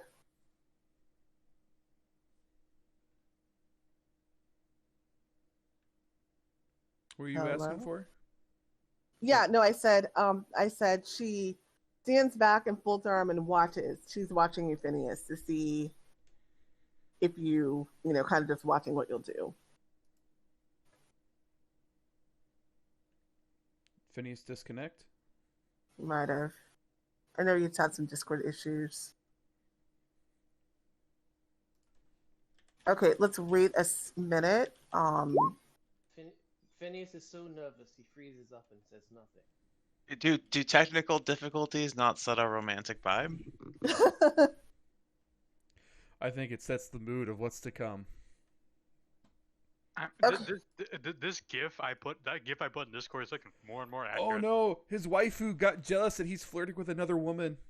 I mean, we did mention male inadequacy earlier, Right. which is such a great term for it, just fantastic and not debilitating at all. Here, just pop a crocodile tooth, you'll be all better. But if it lasts longer than 4 hours, go see a shaman. Right. If it lasts longer than 4 hours, call your doctor and say, "Yeah, boy." Oh my god. Okay, so let's at least talk about the other places that you got. Yeah, he got disconnected. Okay, let's at least talk about the other places that you guys might want to visit, if you want. So, Irene, by the way, in Selene, you get back after the first visit. So basically, you all would be back between the first and the second visit. So after whatever Phineas is going to do, that's when around the time you guys will get back. And you would be able to visit the second and third group with the rest of the group. So, any ideas of who else you all want to go see? Or where else you all want to go? The shaman? Okay. So, shaman. Okay, so go to see Saffron. And anywhere else? Perhaps we could look at one of the places that would do the arts and crafts, because surely they've been affected by the trade block off. Okay. Yeah. Yeah, good idea actually. Okay, maybe then that would probably then be the woodworking group, because they make the figurines, the wooden figurines and the furniture that is sold. Yeah. So that would be the woodworking. Okay. So we're gonna do woodworking and shaman. Okay. All right. Let's go ahead and go to move forward then. Hopefully he'll be back soon. Let's start. Well, which one do you guys want to start with, shaman or woodworking? You could start with the woodworking. Okay, cool. All right. So you all head to the woodworking. And you see you're back? Okay, cool. All right, we will pick up on where we left off. So FYI real quick, we were just discussing the other places that the group was going to go after the other two places. Okay, so we'll continue with the matriarch. So what I was saying, she's handed you the knife, Phineas, and she kind of takes a step back and folds her arms and is watching to see if you're gonna fuck it up or not. Hello. Yep, can hear you. Can you hear me? Oh yeah. No, God, my internet's. Did you hear what I just said? Nope. I didn't hear anything. Okay, cool. Sorry about that. I should check first. Okay, so what I just said was that she has handed you the knife. Mm-hmm. And that she is kind of taking a step back and folded her arms and is watching to see if you're going to fuck up the animal or not.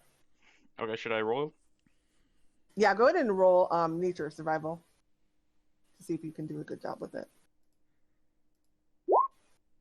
Average bad roll, though. Okay.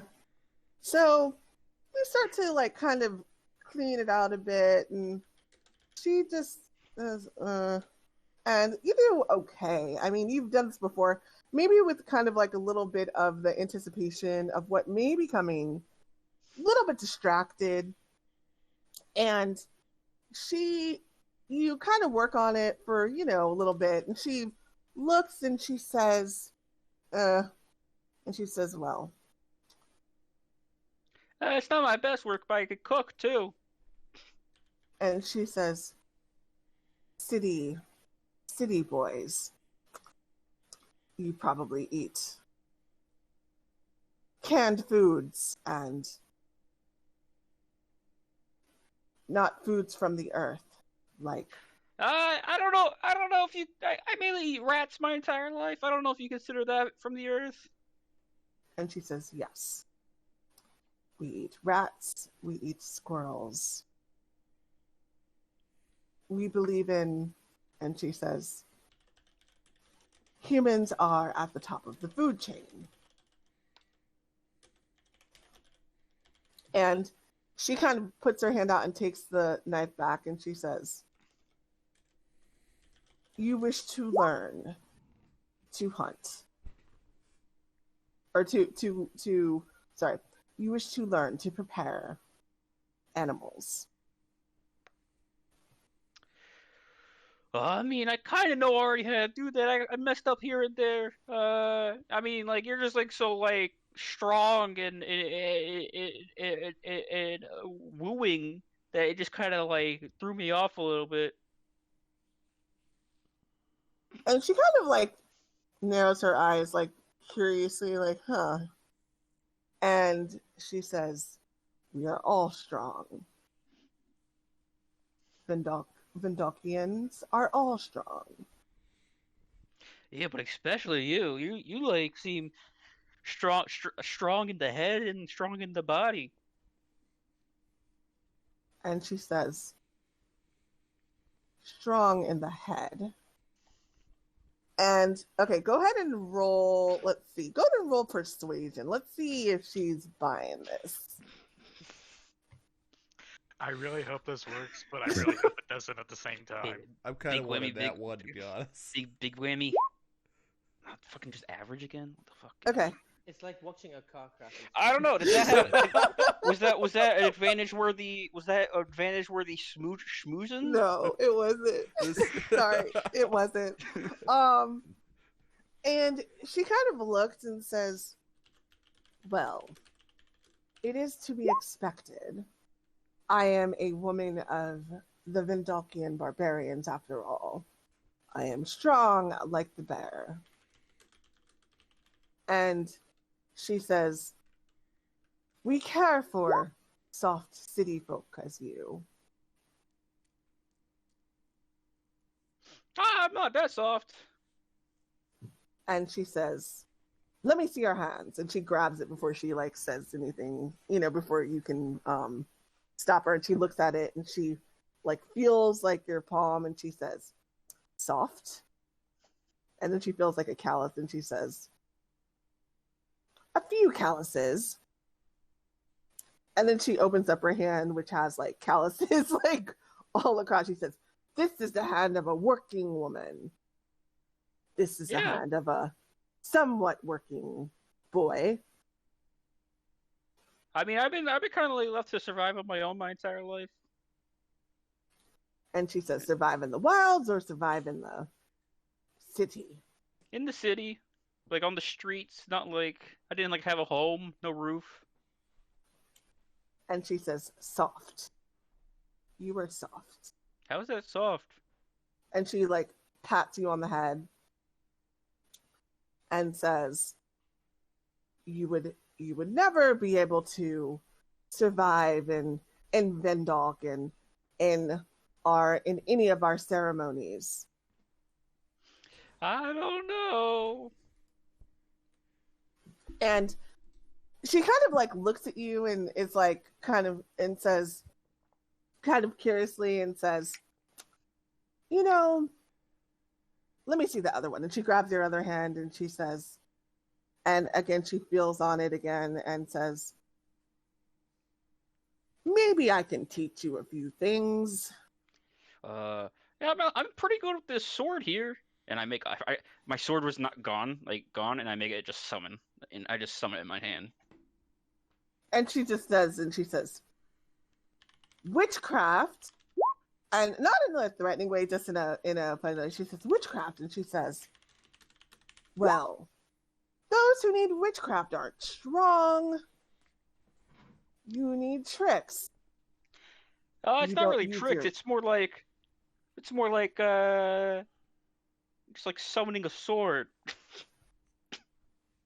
And she says, we Vendok barbarians use our brute strength to survive, not tricks. I mean, it's not really a trick. It's just summoning it. It's like Makes it so I can like have free hands. And she says, "Okay." And she takes out a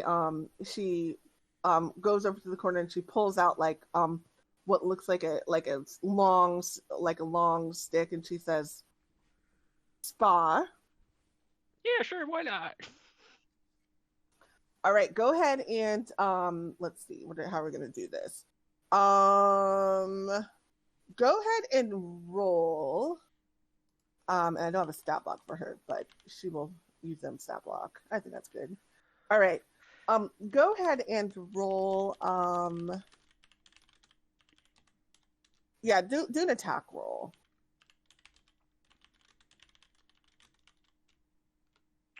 I want to see if you hit her. So what you're doing is you're both like hitting each other, like attack roll with your sword. So you're both like fighting with the sword to see if you get an opening with the flat of your sword. Actually, you know what?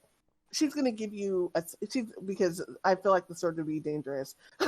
She's gonna give you another like stick, and she's gonna tell you to use that. So same stats as a sword. Okay, same stats as your sword. Can I also cast Hex on her? What? Oh yeah, whatever you want to do, you can do it. You can do whatever you want to do. Yep. So I think wisdom is the ability used for like insight and like seeing what I'm all about. Mm-hmm. So I'm gonna use Hex, and she'll have disadvantage on wisdom checks as well. Okay. Now, are you doing this secretly? Because she's gonna know that you're doing it. Yeah, secretly. Okay, so go ahead and do, because this has a verbal and a somatic component. You can try it when her back is turned to grab you the stick. Go ahead and roll stealth. Would this be more deception? No, because you're trying to a verbal and a somatic component. See if she notices what you're doing. Basically, her back is kind of turned. You're being stealthy while you're trying to do it. Yeah, you're being stealthy to cast it to see if she notices. With the verbal and somatic. Bet she wouldn't take too kindly to seeing somebody cast magic in a duel. I was gonna say normally too you wouldn't even get a check for it. It'd just be something they could see for it. But our DM is kind. Completely average rolls right now. Like, come on. I think she wants to continue this train wreck to see where it goes. Okay. So as soon as you start to like do your short chant, she turns around and she says, "What are you doing? Witchcraft?" It's more like a power boost to myself. She hears immediately and she says, "No boost. Just brute strength." And she makes a muscle. Okay, yeah, brute strength. It's still on her. So, well, she interrupted you doing it. So, I mean, did you keep going? Because she literally, like, she heard you talking because she rolled pretty well, and she turned around when you were in the middle of it and you stopped. So you'd either have to try casting it again, and we're not going to re-roll the stealth, and she's going to hear it, or, you see what I'm saying? Like, she literally interrupted you doing it. So it wouldn't be on her. I guess not.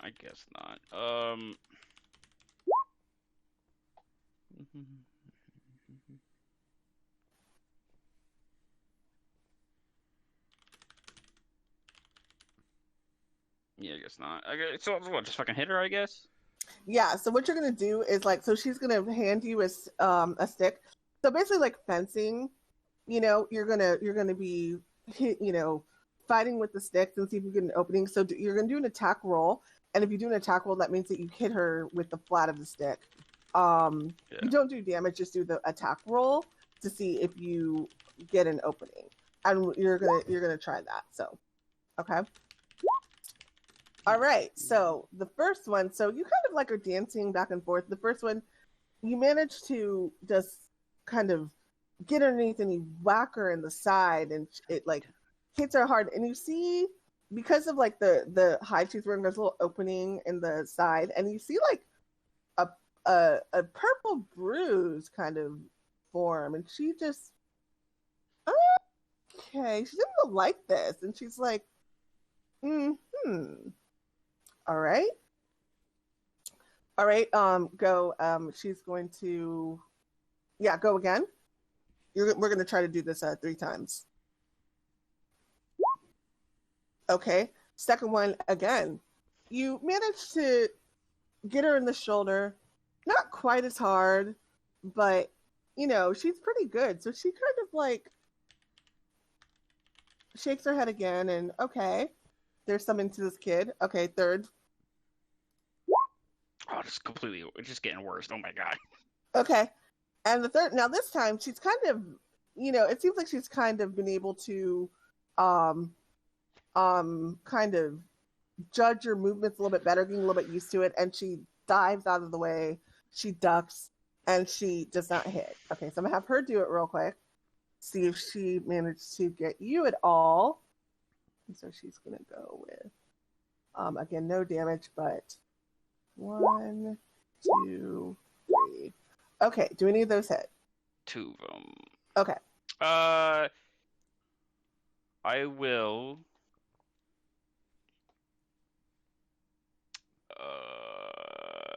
Cashiel. You're gonna cast shield as a reacted reaction. so well to the first magic you casted.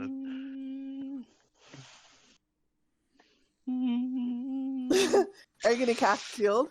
Yeah, I'm gonna cast shield. Okay. All right. So to the first one. Oh, they all missed. They all missed then. Okay. So after the first one, after the first shield, verbal and somatic, she's definitely gonna notice that. She's gonna be like, tricks.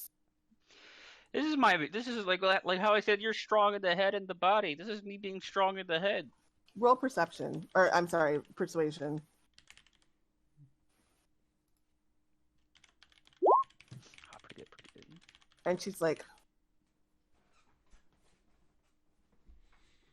not like it, but okay. All right. And so, yeah, you kind of convince her, although she seems mad about it, but she doesn't seem, she's not stopping it anymore, but she's still not happy. So it's pretty evenly, so all of her strikes miss, and she throws her thing down and she says, can't win without trick. And she says, you, little boy, have much to learn. Hey, I'm here to learn from you. And she says, how you learn from me? You just do tricks. There's nothing to learn from me. I could have taught you, but you just do tricks. I think there's a few things we could teach each other here. What? She's like mad. She's like really pissed. Like you could teach me how to get big and strong. And she says, not if you use trick. Yeah, that was just me showing you the things I could do. Cause it's all about strength in both mind and body when it comes to combat. And she just kind of looks and says, well, at the ceremony, you're coming? I mean, if you'll be there, I'll be there. And she says, you can participate in the dance of the bear.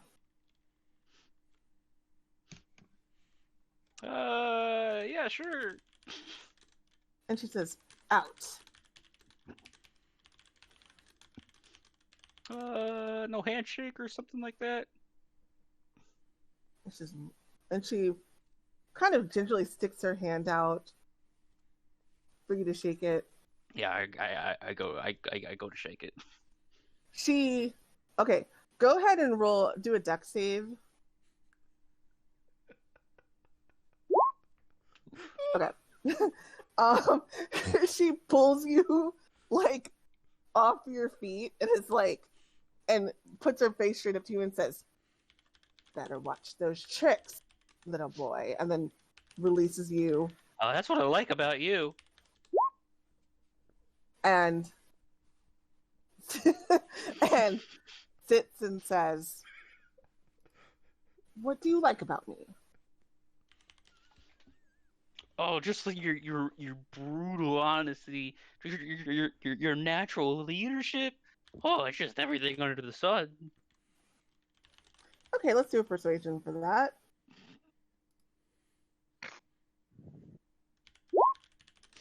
It's pretty good. Okay, she's gonna roll against that. Out. Okay, I'll see you. I'll see you tonight then. And she points at the door. Yeah, then I'll leave. Okay. Yeah, she didn't like you using the magic very much. She wasn't into that. Can I get an insight at the end of like how she was feeling about like the compliments and stuff? Yeah, go ahead. Yo, completely fucking like come on, game. I need like better rolls. Yeah, you can't tell, unfortunately. She just seems pissed about the magic. So yeah, she wanted you to fight on what she considers even territory, and that didn't happen. So, okay, so you want to join the rest of the group? How much longer till the festival? So this is probably like mid-afternoon. The festival is that evening.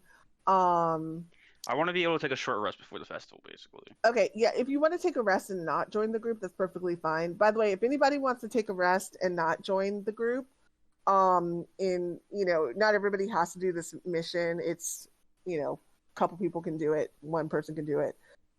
Not totally advisable because there's other things that you all can think about asking.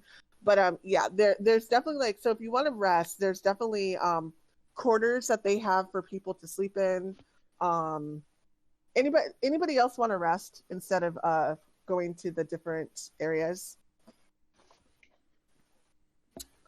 Okay, so we will so Phineas will go back then to rest.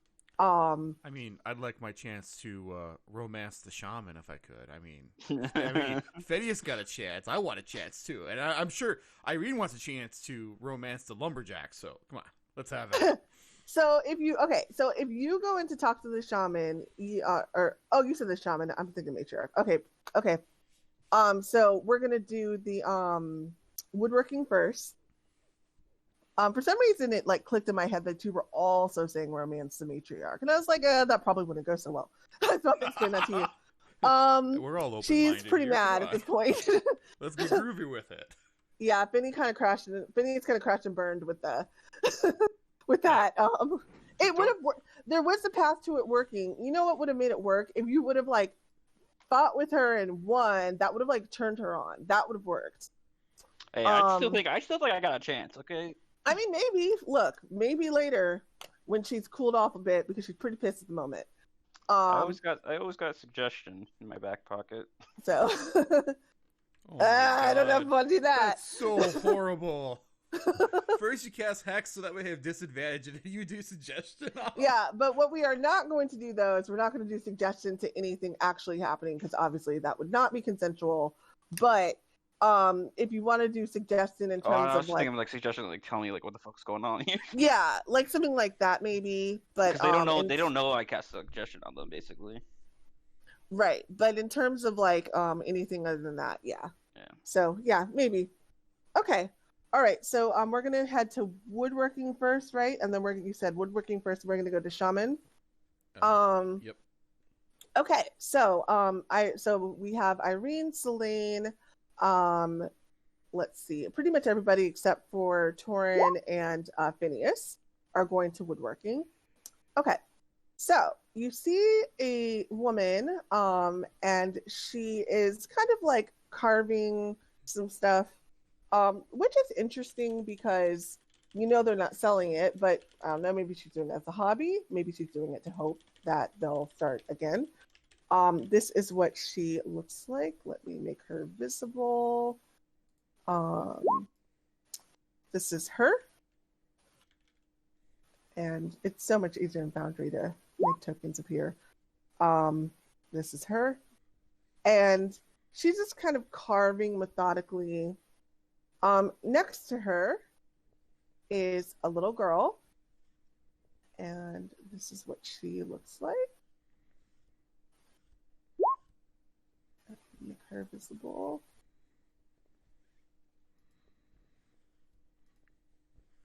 GM layer to token layer to GM layer to token layer. There we go. Okay. This is a little girl. And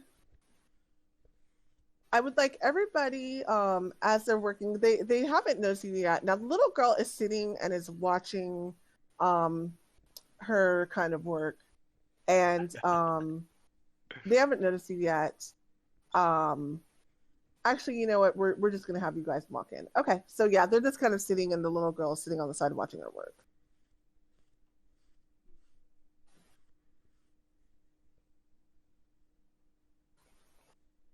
So what do you guys want to do? Who was it that wanted to come here again? Specifically, Irene, you had mentioned coming here because you wanted to talk to the people who were, had an interest in the trade continuing, I think. You might be on mute if you're trying to talk. Oh, shucks, yeah. The lack of trade would be affecting her most specifically. Yes. So I guess we'll walk up and just give a very pleasant. I'm guessing it's afternoon by now. Oh, good afternoon. And she says, "Good afternoon." And the little girl hops down off of the place she was sitting, and she runs over to the woman and kind of hugs her a bit. And she rips the little girl on the head a little bit and says, how may I help you? What would you like to see today? I mean, aside from your pleasant presence, we were looking to take a look at some of your work. We've heard high praise of it. And she says, feel free to look around. I would like, no, we're not going to do that. Okay, yeah. So she's just going to say, feel free to look around. Thank you. Yeah, so I'll probably look around, actually give a proper look and a fair cut to the pieces that she has on display all around.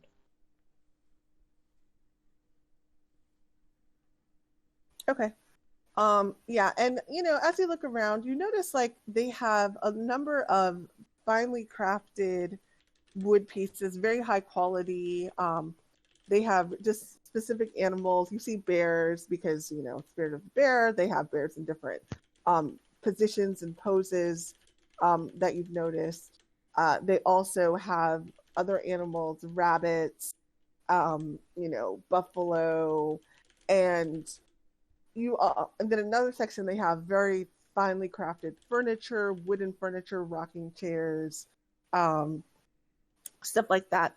The little girl is just kind of watching you curiously with her eyes a little wide and staying close to the woman.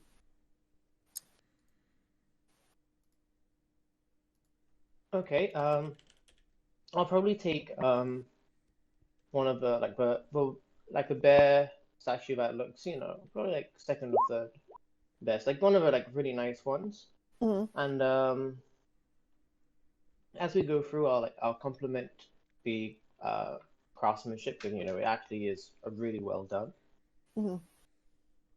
Okay. And I'll say it truly is such a shame that such fine crafts can't be shared or admired by the people of the larger world right now. And she shakes her head and she says, yes. And she says, I hope that we will be able to trade soon. Clearly we're not from around these parts. and we're still trying to wrap our heads around why exactly the trade from Vindok has stopped.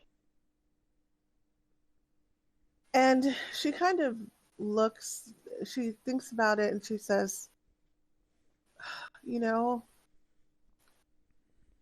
I don't know, but Tool, she's my best friend, and I'm worried about her. She hasn't been the same for quite some time. Oh?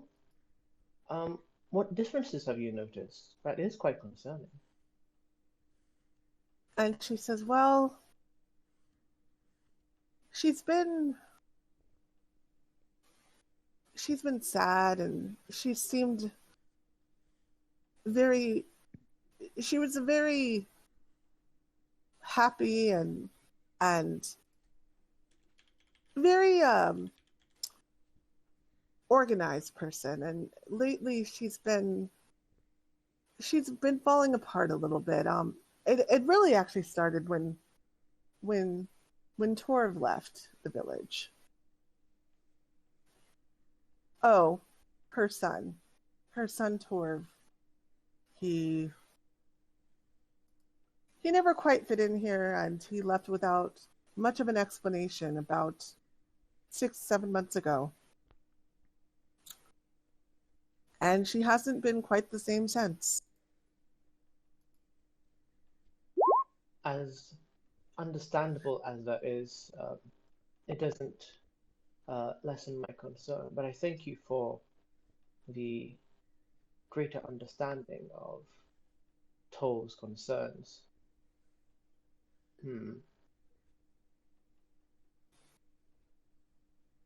And she says, I was quite surprised when she stopped the trade myself. And she won't talk to me about it.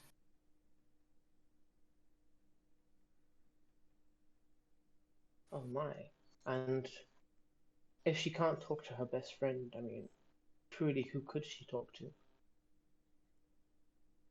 For some reason, I'm having a hard time hearing you. If she couldn't talk to her best friend, then who could she truly talk to? And she says, it's true. And she says, yes, I don't know. And she shrugs and says, she just hasn't been the same since Torv left. And I really hope that maybe one day he comes back and she'll feel better. I hope so as well.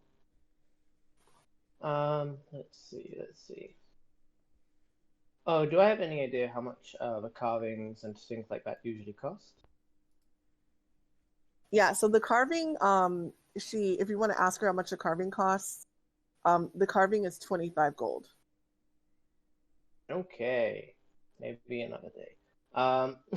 Yeah, they're very expensive pieces, and handcrafted. They take a long time to make and with a lot of care.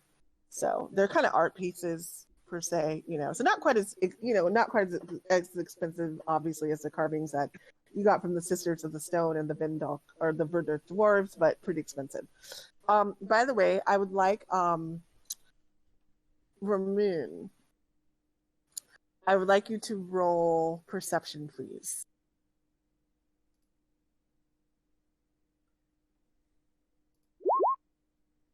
Okay. Let's have Irene also roll. Who else is in here? Cypress is in here. Yeah. Okay. Yeah. Okay. Yeah. Okay. Why don't you all just roll it? Actually, everybody roll it. Okay. Okay. Because I want to give you a fighting chance to possibly figure this out. Okay. Okay. So, a couple of things that you noticed while you were browsing. Looking at the bear, or looking at the little figurines. The figurine actually looks really familiar. And it looks kind of like the figurine that you got from that bandit group. Remember how he had a figurine in like a box? Yeah, where is Toren around? Or is he where did he go? Shit. So I thought that Ramune had that. Or does Toren no, have it? Ramune went. Toren has it. Yeah. Yeah, so Toren is not there. Yeah. So, Okay. what is Toren? What? Sorry, I went up to go get a snack. What happened? So they noticed in the woodworking shop, they noticed that the figurines looked similar to the figurine that you guys got from the bandits in that little box. It looked similar to those. Ramune, didn't we do something with the personal effects to keep them safe? Wasn't it? Or did Toren have these carving specifically? I had the I lockbox don't know and the. what you're talking about. And Ramune is just kind of looking through some of the wood carvings, distracted. Oh. Oh, no, that was a. Oh, sorry, I was out of character question. But Out of character, yeah. Toren was the one that was all about those carvings. Yeah, and yeah, well, Cypress will hear that and he'll go over No, to no, Irene you're and say, completely right. You're completely right. Yeah, it was Toren. Yeah, it's like yeah, I had both the lockbox and the wooden carving. Yeah, And because you- the wooden and carvings you in the brought- box. Hmm. I'm just trying to remember because you did bring them to my attention, didn't you? Yeah, both you and Cypress know I have both of them. Yeah, Okay. yeah, I would have remembered and gone to talk to Irene about it after Ramune said he didn't know to confirm her suspicions. Okay, so Cypress, are you thinking what I'm thinking?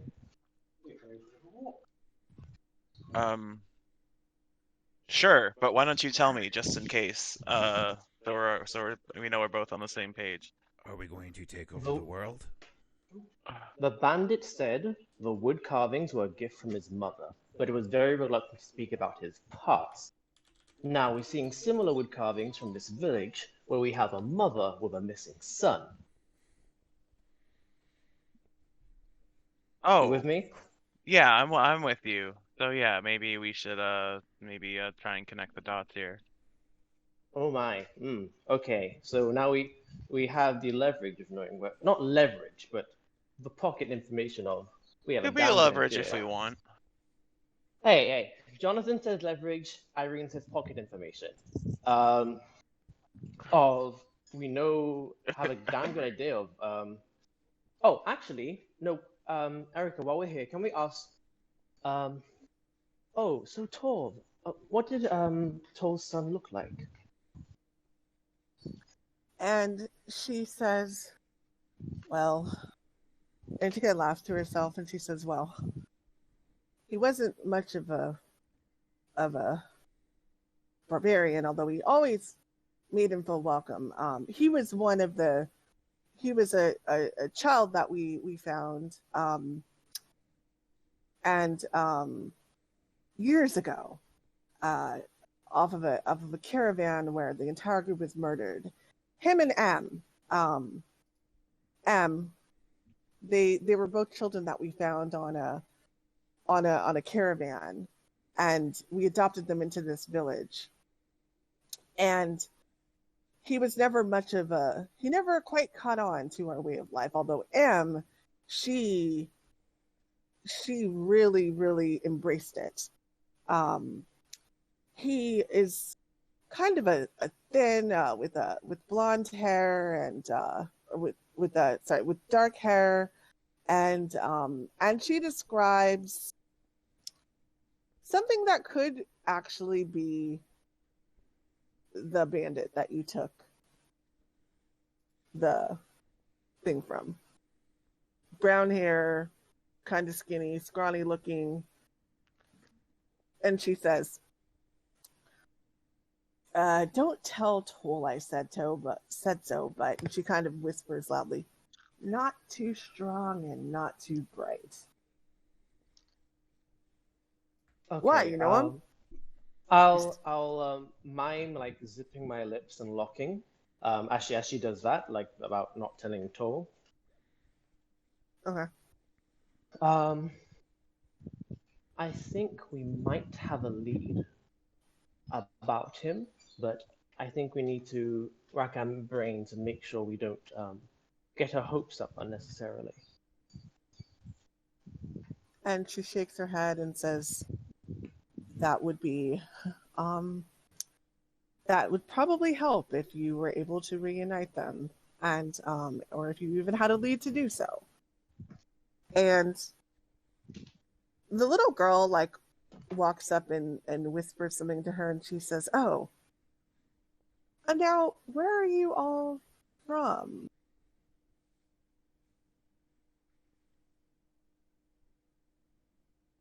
Well, most recently we came from Ardenborn, but we're from here and there. Specifically, I'm from Harkenstow. And the little girl perks up immediately since you say Harkenstow, and she says, "Harkenstow." And she says, "And what brings you to our village today?" Well, aside from the lovely people, well, actually, no. Well, most importantly, the lovely people. We have a good friend of ours who hadn't heard much from you, so he was a bit concerned and asked us to check in and see how the village was doing. And she says, "Okay. So you're on kind of a mission per se to find out what's happening here." So to speak, a favor to a friend. She says, "I see." And again, the little girl like whispers something to her, and she says, I don't know. And she says, she looks at Irene closely, and she says, "This is Yara." And the little girl looks at you like with like big brown eyes, and she and Selene goes up to the little girl immediately and says, "Hello, Yara." And immediately trying to like make the little girl like feel comfortable, like, you know. And she says, "We found her lost in the woods about a week ago. It's a wonder that she survived, thank goodness. But she actually is originally from Harkenstow, or she has an..." And the little girl, Yara, looks at her and says, "Aunt," and she says, "That's right. She has an aunt who lives there. Unfortunately, her caravan was overrun by..." She doesn't really like talking about it, but she was separated from her caravan. They may or may not be alive. And if you're from Harkenstow, could she go with you? And could you take her to her aunt?" I'll crouch down so I'm on Yara, you said? Yara, Yeah, Yara's level, and I'll, kind of extend my hand towards her.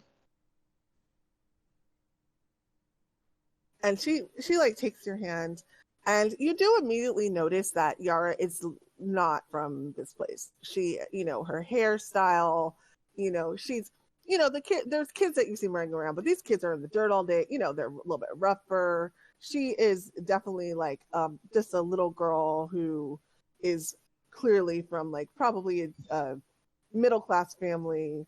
She's wearing clothes that the barbarians would wear because probably her clothes were dirty, but her skin, you could tell, her hairstyle, her hands are soft, all of that. So she's clearly not from there. And Selene looks at her and says, "Oh, I'm from Harkenstow too." And she says, "I'm going there too. These people are escorting me." And she looks at the woodworking lady, and she says, "They're escorting me as well. I'm sure they can take her too." And she looks at Irene expectantly. I'll say, loud enough for anyone of the party to hear. I'll say, "Oh yes, you little missy, I have every intention of getting you safe and sound back to your aunt. You're from Harkenstow too. No wonder you're so tough. And she just like kind of laughs and smiles and doesn't say anything.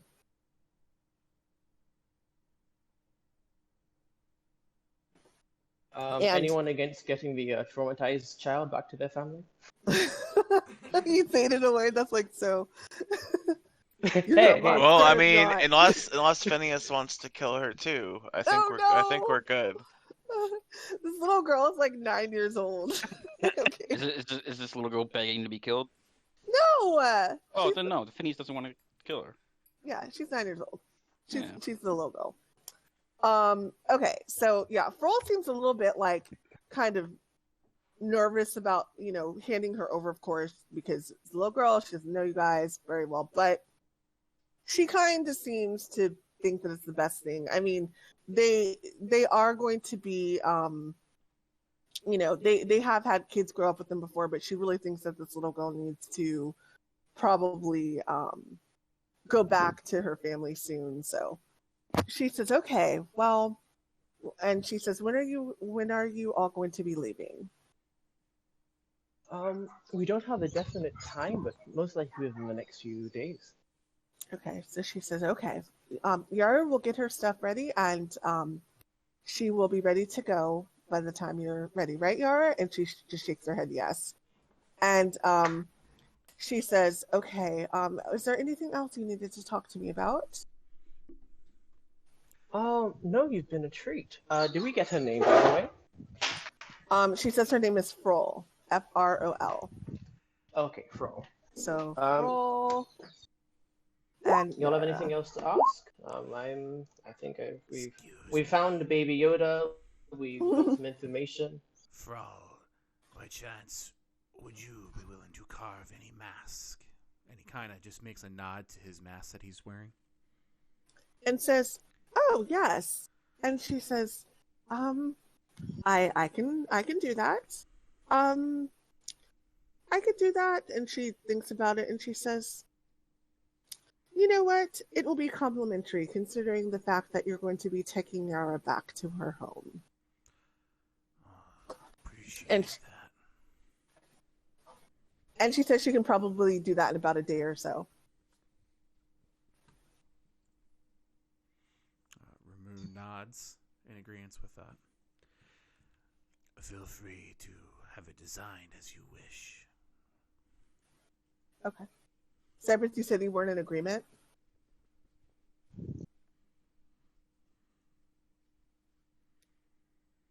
Did you say you weren't in agreement with that?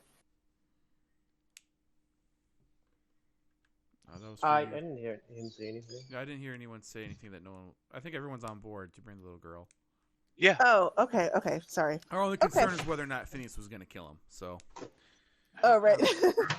Again, if the girl is not begging to die, I'm not gonna kill her. Okay. I was like, And as long as she doesn't, doesn't, as long as the little girl doesn't insult poor people, she'll be fine. Right. Yeah. If she starts insulting poor people, I'll be like, oh God, Well, gotta start losing some fingers, kid. Gotta learn a lesson. I was gonna be like, well, and Irene could probably trust that if Phineas did try, Toren would probably beat the crap out of him if he did. I'd like to see you try. Lord, Oh no! If anyone touches this child, they will die by my hand. That's all I need to say about that. the little girl has not even said anything yet, so she seems to be very shy. So she hasn't even spoken. She hasn't spoken a single word. So she's just sitting there, kind of like looking at you guys. Okay, so yeah, Pearl has nothing else. Do you guys want to go? Oh, and she agrees to do the mask. And she says it'll be ready in a day or so. Do you guys want to go to the shaman? Yes. Okay, so we will go to the shaman. All right, so everybody from this group is going to the shaman. Let's go out real quick to Toren. Toren, what are you doing? Looking for more game, right? A bear. All right. Let's go ahead and roll nature. And I'm going to have the bear roll against you. So even if you don't do the best roll, it's a chance. Oh, finally. Okay. All right. So out of pure frustration and like just frustration and anger. um, you find a bear. It is munching on some grass and some berries and like a blackberry bush, and it is still. And you manage to take out your crossbow, I would think, right? Like your heavy crossbow? Oh no, Toren jumps that thing with his longsword. Got it. All right. This is going to take an additional roll. That's So, like Toren's full honey badger bro, and he's fighting that thing. Okay, cool. All right. So, let's go ahead and let's see. It's bear. Let's just look at bear real quick. We're gonna do a this is a black bear, and we're going to do a let's say a very condensed version of a fight with the bear. Okay. So, first, so we're going to try to grapple. You're trying to grapple the bear? I'm just fighting this thing, trying to stab it. Okay, go ahead and roll strength to see if you grapple it. Okay, and it's going to roll to see if it breaks. And these good rolls like came at the time that you needed them. Yeah, you're able to grapple the bear. All right, go ahead and make your first attack. Yeah, it's like I'm just trying to stab this thing through the brain. All right. Yep. Two-handed, by the way. You hit it, and that's a total of 15. 9. Oh, 9. Two-handed okay. while you're grappling it. 9. Got it. Okay, 9. Yeah, you really like just slash it with like right through the head. Still up. It's going to scratch at you, and it's going to try to get away. And does not get away. It's going to try to hit you. And wow. Okay, it does not hit.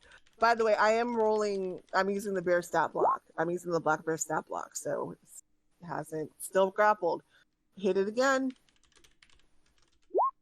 Yep. Third arm. Oh, whoops. Wrong thing. That was a long bow. Nope, ignore that. I think when you attack somebody and you're grappling, you drop the grapple. No, you can attack somebody while you're grappling them. You can keep the grapple. But it's got to be one-handed. Yeah, I would think it's one-handed as well. Yeah, no, you can. Unless you're a Loxodon, then you got the trunk. So I think you guys are right, but in the interest of that also hits. Hold on, let me look at grappling.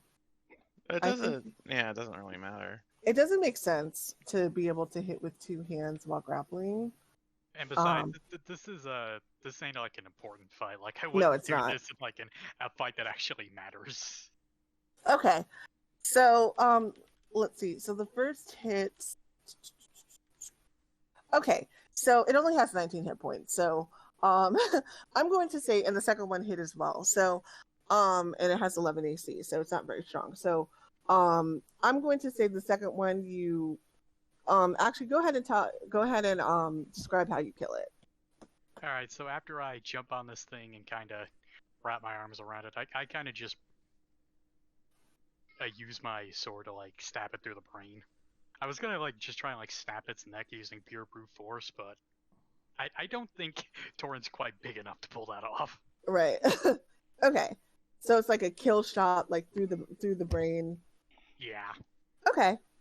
And the bear goes slack, and you have managed to kill it. And how big is this bear?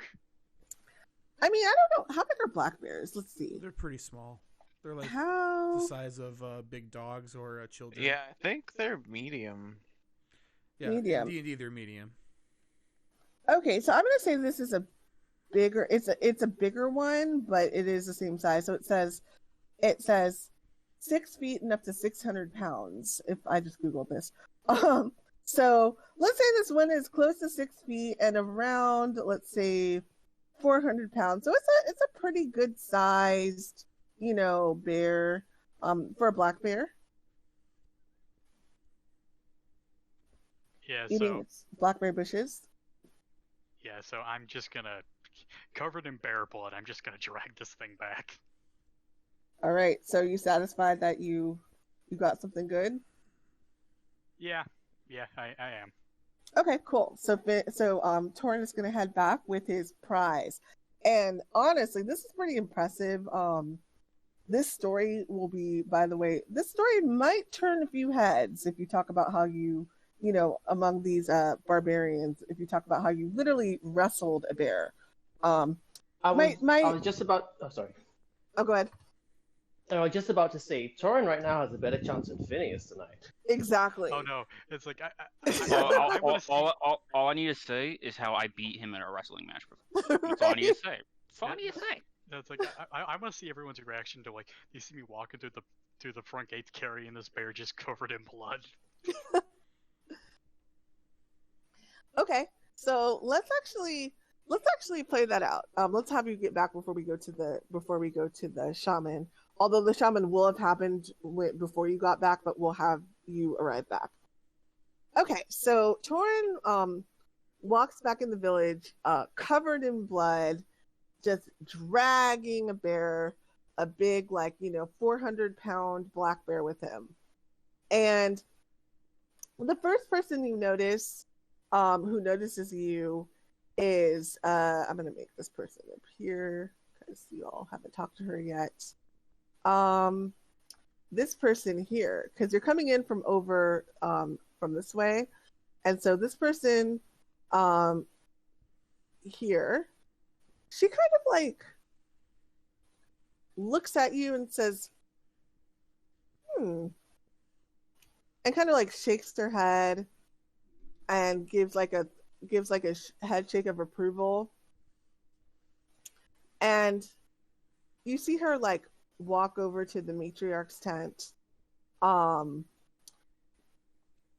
As you're walking through, you see all of the barbarians that you see turn around and just stare. And then they do a symbol with their hand. Not quite sure what it is, but they do a symbol and they nod. And they're all doing a symbol and nodding as you walk through. Where do you want to take it? I'm gonna take it to the Emma. Where's she M? at? Okay. So M, let's say M is just by the well. She's retrieving some water. And she looks up and she says, you got that on your own? I took it down with my bare fucking hands. And she shakes her head and says, impressive. And it's like I was very angry that I didn't get anything while we were out. And she says, well, I'll have you know that you all, the group, is actually going to have a place of honor in our Moon Festival tonight, because you have proven yourself as fierce hunters and warriors, and we are very impressed. Excuse me. And she says, and this just is the final cherry. You all are going to have a high place at our festival tonight.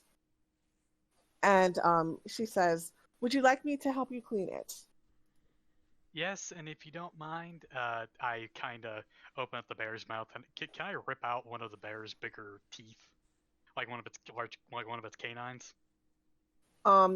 Yes. Are you asking her, or are you just saying you'll do it? I just kind of rip the thing out with my bare hands. It's like, mind if I keep this?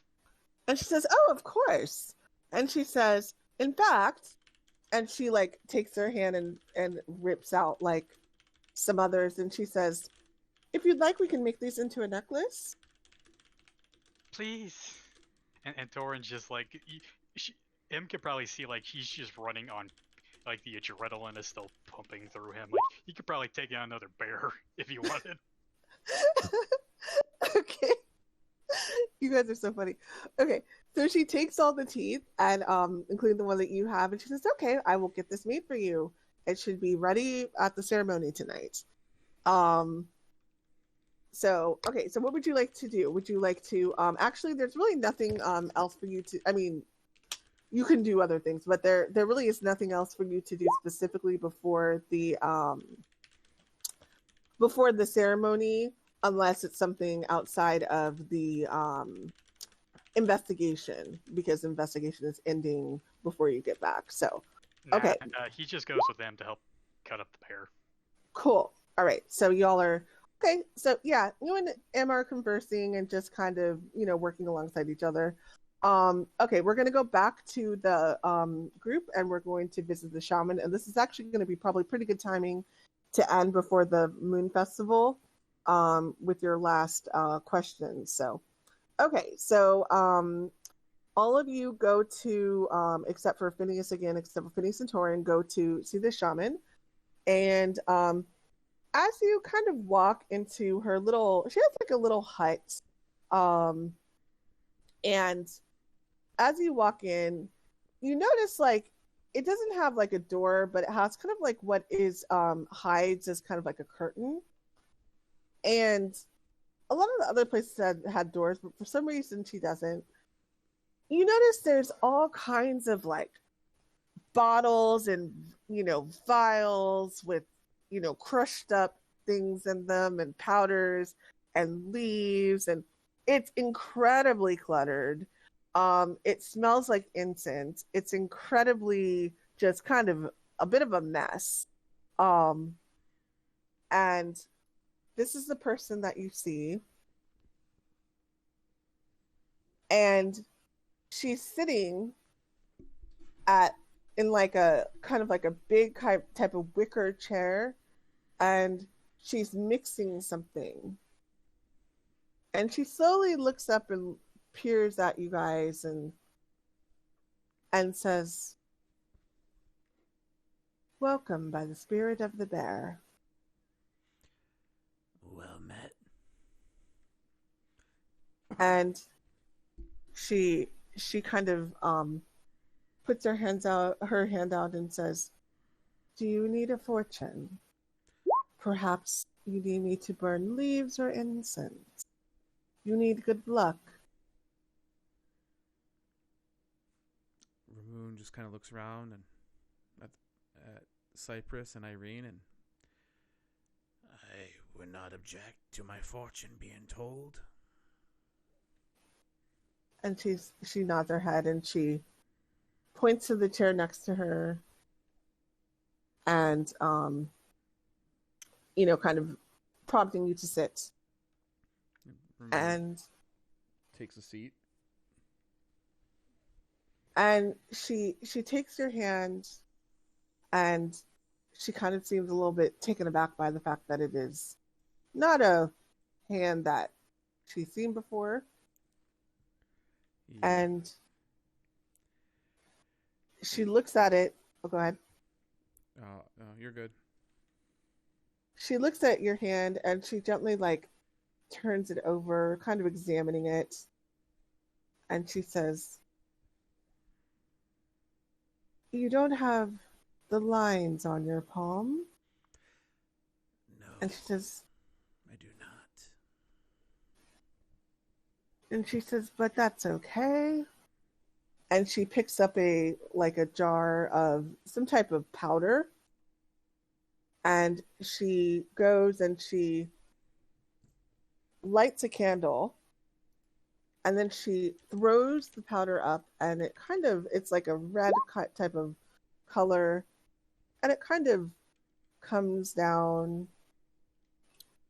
And then she does a bit of chanting, closes her eyes, and then looks back up. And goes through this little ritual of, again, taking the powders, like blowing it, throwing it, looking, and then she looks at you closely and she says, "You are powerful, but there's trouble coming. Danger. Danger if you continue on your path. There is still time to pull away and to stop your path. And then she closes her eyes and she says, no.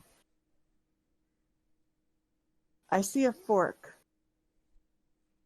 And she kind of makes like, she takes her hands and makes like her arms and puts them together and makes like a Y. And she says, it can go either way. Or you can stop this path now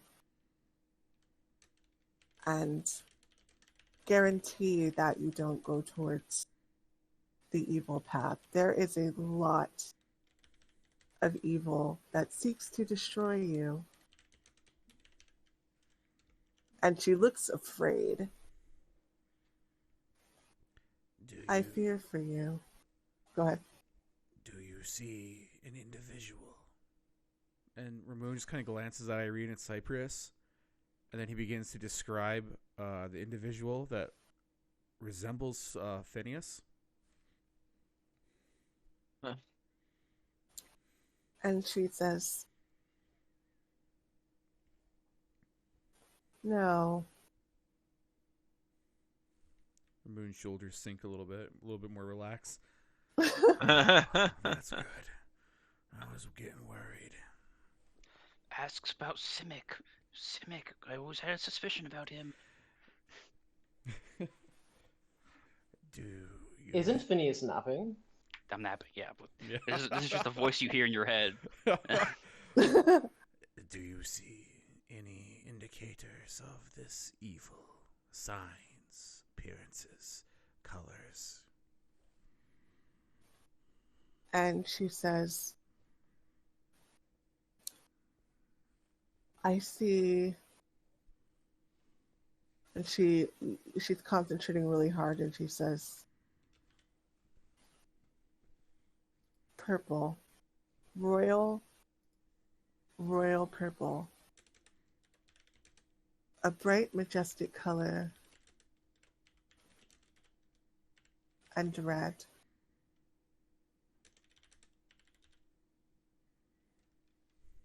And you can see her concentration is like overwhelming her. And she says, the red is overtaking the purple now.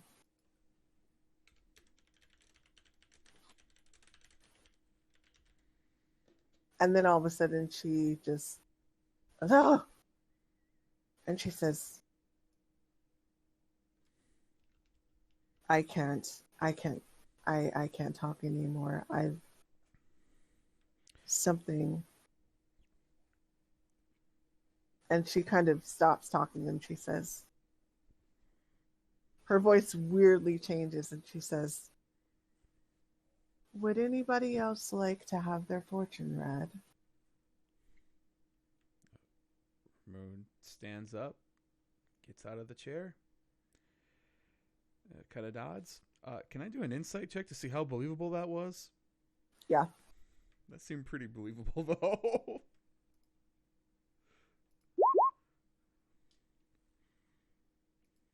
So she believes what she is saying 100%.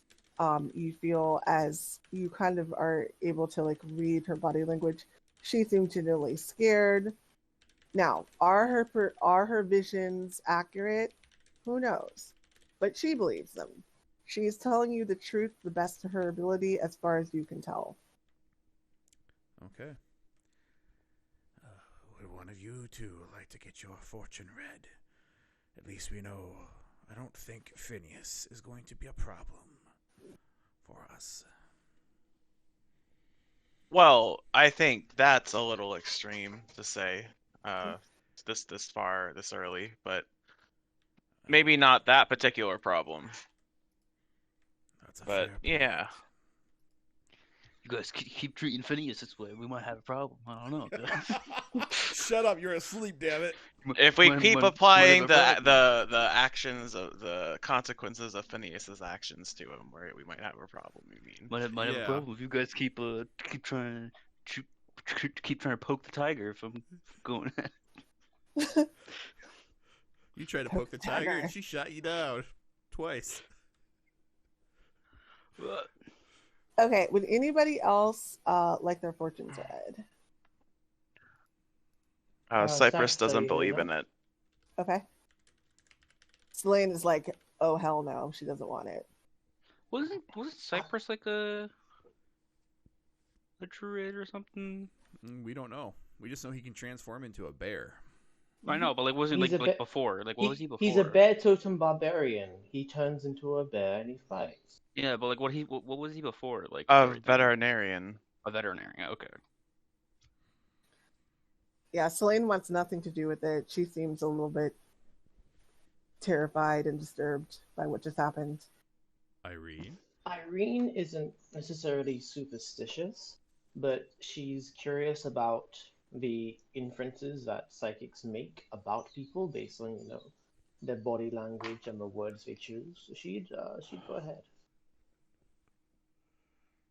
So she's curious about what?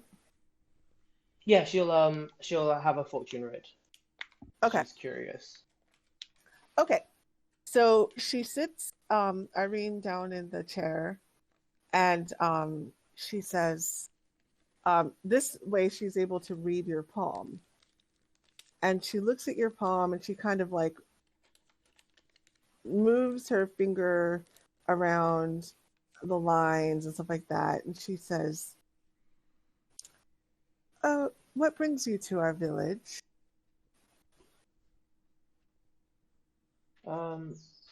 Concern and a favor to a friend. Concern and a favor? You Yes. said? Yes, yeah. Okay. She says, what is the concern and what is the favor? They are tied closely together. The favor is to a friend, Simic, to make sure that the lack of interaction or trade from the village isn't the sign of any danger or harm that's befallen you. And she nods her head. And she says, I see. And she says, sorry, you said sorry, I had a hard time hearing you. You said the trade, right? You mentioned the trade. Can you hear me better now? Yeah, it's a lot better. Okay, amazing. What did I say? To make sure that the lack of contact and trade from the village wasn't a sign of any like harm or greater threat. Okay. Okay, good. Okay. So she looks at your hand and she says, okay. And she closes her eyes. She lights another candle and she says, you are on a similar path. You do the right thing. And she says, sometimes I see on your path that what the right thing is may not be in line with your goodness. And she says, you can stop it if you stop this path. And she closes her eyes and she says, the fork, it's unclear with you as well. I'm sorry. No worries And at all. she says, I'm sorry, I can't go deeper, I don't. And she stops talking and she says, that's all I can do for now. In terms of your concern, I don't know why our trade has stopped. Indeed, I myself was a little bit angry. I do occasionally go to Ardenborn and sell some of my herbs with the travel trade group, and I have not been able to do so. And she says, but Tool, and she kind of thinks, you can tell she's like kind of maybe fighting if she should say this or not, and she says,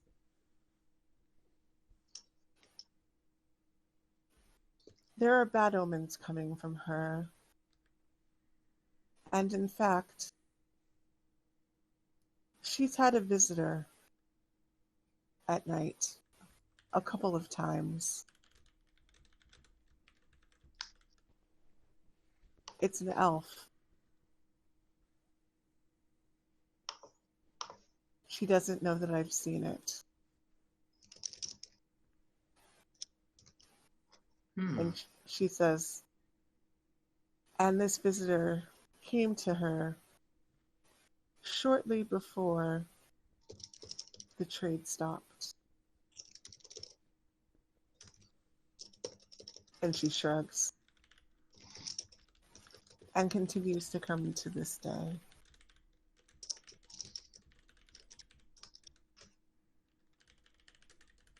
Well, thank you for your reading and for this information. And I assure you, you can count on our discretion.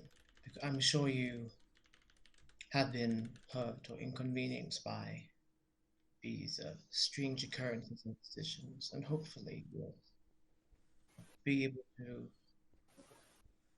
restore the village to a more equitable path. And she says, thank you. Come back at any time. Thank you. All right, we will end it there for today, right on time. Yeah, a lot of information. Think over everything that this is, of course, going to be. What am I trying to say? This is, of course, going to be summarized. Think over all of the clues, quote unquote, you've gotten to kind of. It all does lead to a little bit more.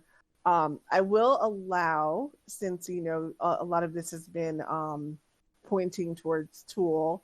And by the way, each of these places that you had gone to would have given you different information, obviously.